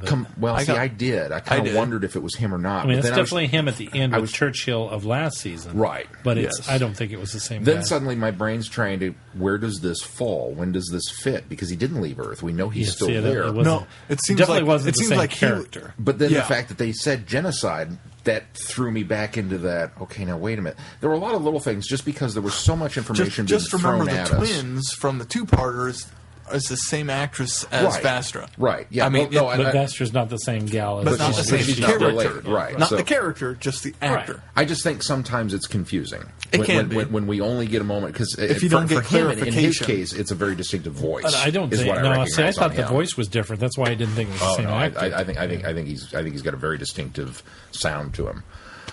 I thought his face looked distinctive. The other thing is, and it wasn't until I went back and watched, that's why I wanted to watch it a second time, because there was so much going on. And Mel said the same thing. She says, I can't wait to watch this again so I can figure out what just happened. Because there was I just... felt that way more about Asylum. I did too. Yeah, this Oh, one I this- thought this was. one- This one I thought was didn't pretty watch this cut one and dry. twice. The last one I did. Yeah. Yeah, I mean, just with, why do they need to be in the same gene pool in order to pilot the ship? Again, that seems like a pretty nifty coincidence for his gang that everybody had a role to play. But it wasn't until I watched it the second time that I figured out that the Earth that is being threatened with this ship collision and is launching the missiles is not present day Earth. No. It's future Earth. That was the other thing that threw me off. Which Is I found he picks slightly the interesting. pawns up, and then he lands on the plane or on the ship. Yeah. And then suddenly they're shooting missiles, and it was my first inclination was, wait a minute, we don't have any sort of defense It system was the like same that. actor. And then was it really? And then Apparently my he was second, in Wedding of River Song. yeah, Yes, he that's was right. with Churchill. With Yeah. Churchill. And then it was like, oh, Different wait a minute, character, this though. is the future. So it's not. Well, I thought they did a decent job of that with the beginning of showing they had the time stamp on the oh, beginning. they did have a timestamp there And then too. they had that a was right. timestamp That was the one that I missed. for Yeah, see, I missed it too. For the I future missed one, it. too. That's right. I did miss that one. which, not to be. That's why I didn't figure it out until later. So I found it very interesting that the future that this whoever was launching this missile, all Indian. It was the Indian Space Agency. Was it? Okay, I I say. didn't ISA. catch that. Yeah. I didn't until the second time. That's why there were just a lot of little loose I caught threads that ISA. I went, Actually, There's a lot of what am I subtle watching? things. it was one of those things where I kept going, what is the ISA? What would that stand for? ISA. I kept trying and to it make wasn't it- until it the makes it Unit wasn't Watchwood, until it wasn't until the sixth time that I realized everybody there is Indian. Oh, Indian Space Agency. Okay, I got you. So, yeah, just like I said, it's not that it's a bad episode at all. It's thoroughly enjoyable. There's a lot of moments that are just fantastic. There's a lot of little things that just didn't quite... the jury's still out on them. The joke, for example, about do you have any organic matter in your pockets? Just my balls. And Rory... What? No, my golf balls. That was kind of one of those... It was almost a Slovene joke, It's like, I don't know how I feel about that. But what's even better is the it's a simple design. This any monkey could fly it. See? Yeah, Yes, that was a genius. I thought that was great. And going into it expecting snakes on a plane, that kind of joke, I was expecting grown jokes in this story because it's dinosaurs on a spaceship. I mean, how I ludicrous. guess I should see snakes on a plane. I can't see how you would see any parallels to that. But No, just maybe I going, have to see it. not in retrospect. Going into it, Just going into it. Same title. just because of the title, just because it's so out there and it's so ridiculous. Okay, I don't think I would have done that even having seen snakes on a plane. But I think that was just to borrow a title to make it more cinematic. But Snakes on a plane. Dinosaurs on a spaceship. I mean, that's the only reason they made conjures- snakes on a plane, so they could call it Snakes on a Plane. Well, there was a lot of fan stuff in that too. Yeah, well, that's true. They're the fans are the reason they got the line in the movie. That's an interesting... Well, It wasn't in there until the fans rallied. are the reason why the title remained the same Yeah. too. That's true, Is it yes. was written as Snakes on a Plane, and then the studio was going to change it. They said, "No, you can't call it Snakes on a Plane," and they had such a fan movement that said, no, you have to call it Snakes on a Plane, that it retain the title Snakes on a Plane. Sam Jackson, the only reason he agreed to do it, because initially he was going to go work with this one director. He wanted to work with this director who had signed on it. I'm doing something ridiculous. It's called Snakes on a Plane. And Sam said, well, I want to work with you. Send me the script. So then he read the script. Well, in the meantime, that director had been replaced. He wasn't on the project anymore. And they came and said, are you still interested? And he says, are you kidding? The script says Snakes on a Plane. Yeah, I'm in. I've got to be in that. And the infamous line wasn't in the script. The infamous line wasn't in the script. They went back and reshot it after test screenings. Because everybody freaked out. How can you have Sam Jackson in this movie with Snakes on a Plane and he doesn't say... So, yeah. Now, did that make it a better movie? No. Probably not. It's not a good movie. It's not a good movie. I will come out and say that why outright. I avoided it. But it's one of those B movies. It's like Piranha 3D. It's so enjoyable that it's so stupid that it's enjoyable. The only B movies I like are the ones that were made in the 50s about radioactive. What about mutants, 80s? Dinosaurs. What about Black Sheep? Okay, that was not the 80s. I've never seen Black Sheep. I'm talking current day. What's Black Sheep? Zombie Sheep? Oh, I haven't seen Seriously? that one either. Oh, No. so good. I did like The Toxic Avenger. I didn't like the 3 that followed that, but the first one was good. I've seen all of them. I liked Munchies. I liked Critters. I liked all those. I'm a sucker for B movies. Slither is a B movie. Oh, yeah, that was. But see, he didn't like Slither. You're I not, forget. you're not selling this. I forget to him. Glenn doesn't have any Horrible. taste in B movies. No taste in B movies. Exactly. The selling point of this film is it's a drug dealer who's trying to get rid of an informant, and he's on the airplane going back to testify. And so there's a scene with the drug dealer, and he's on the phone with mysterious, people, and he's like, "Yes, I understand it's a long shot. Don't you think we looked at every other conceivable option?" Meaning the plan, which is we've put this crate full of poisonous snakes on the plane, and then a device goes off which lets them loose so that the plane will crash. That's the every other conceivable option, and we got snakes on a plane. That's what the powers that be in the brain trust came up with.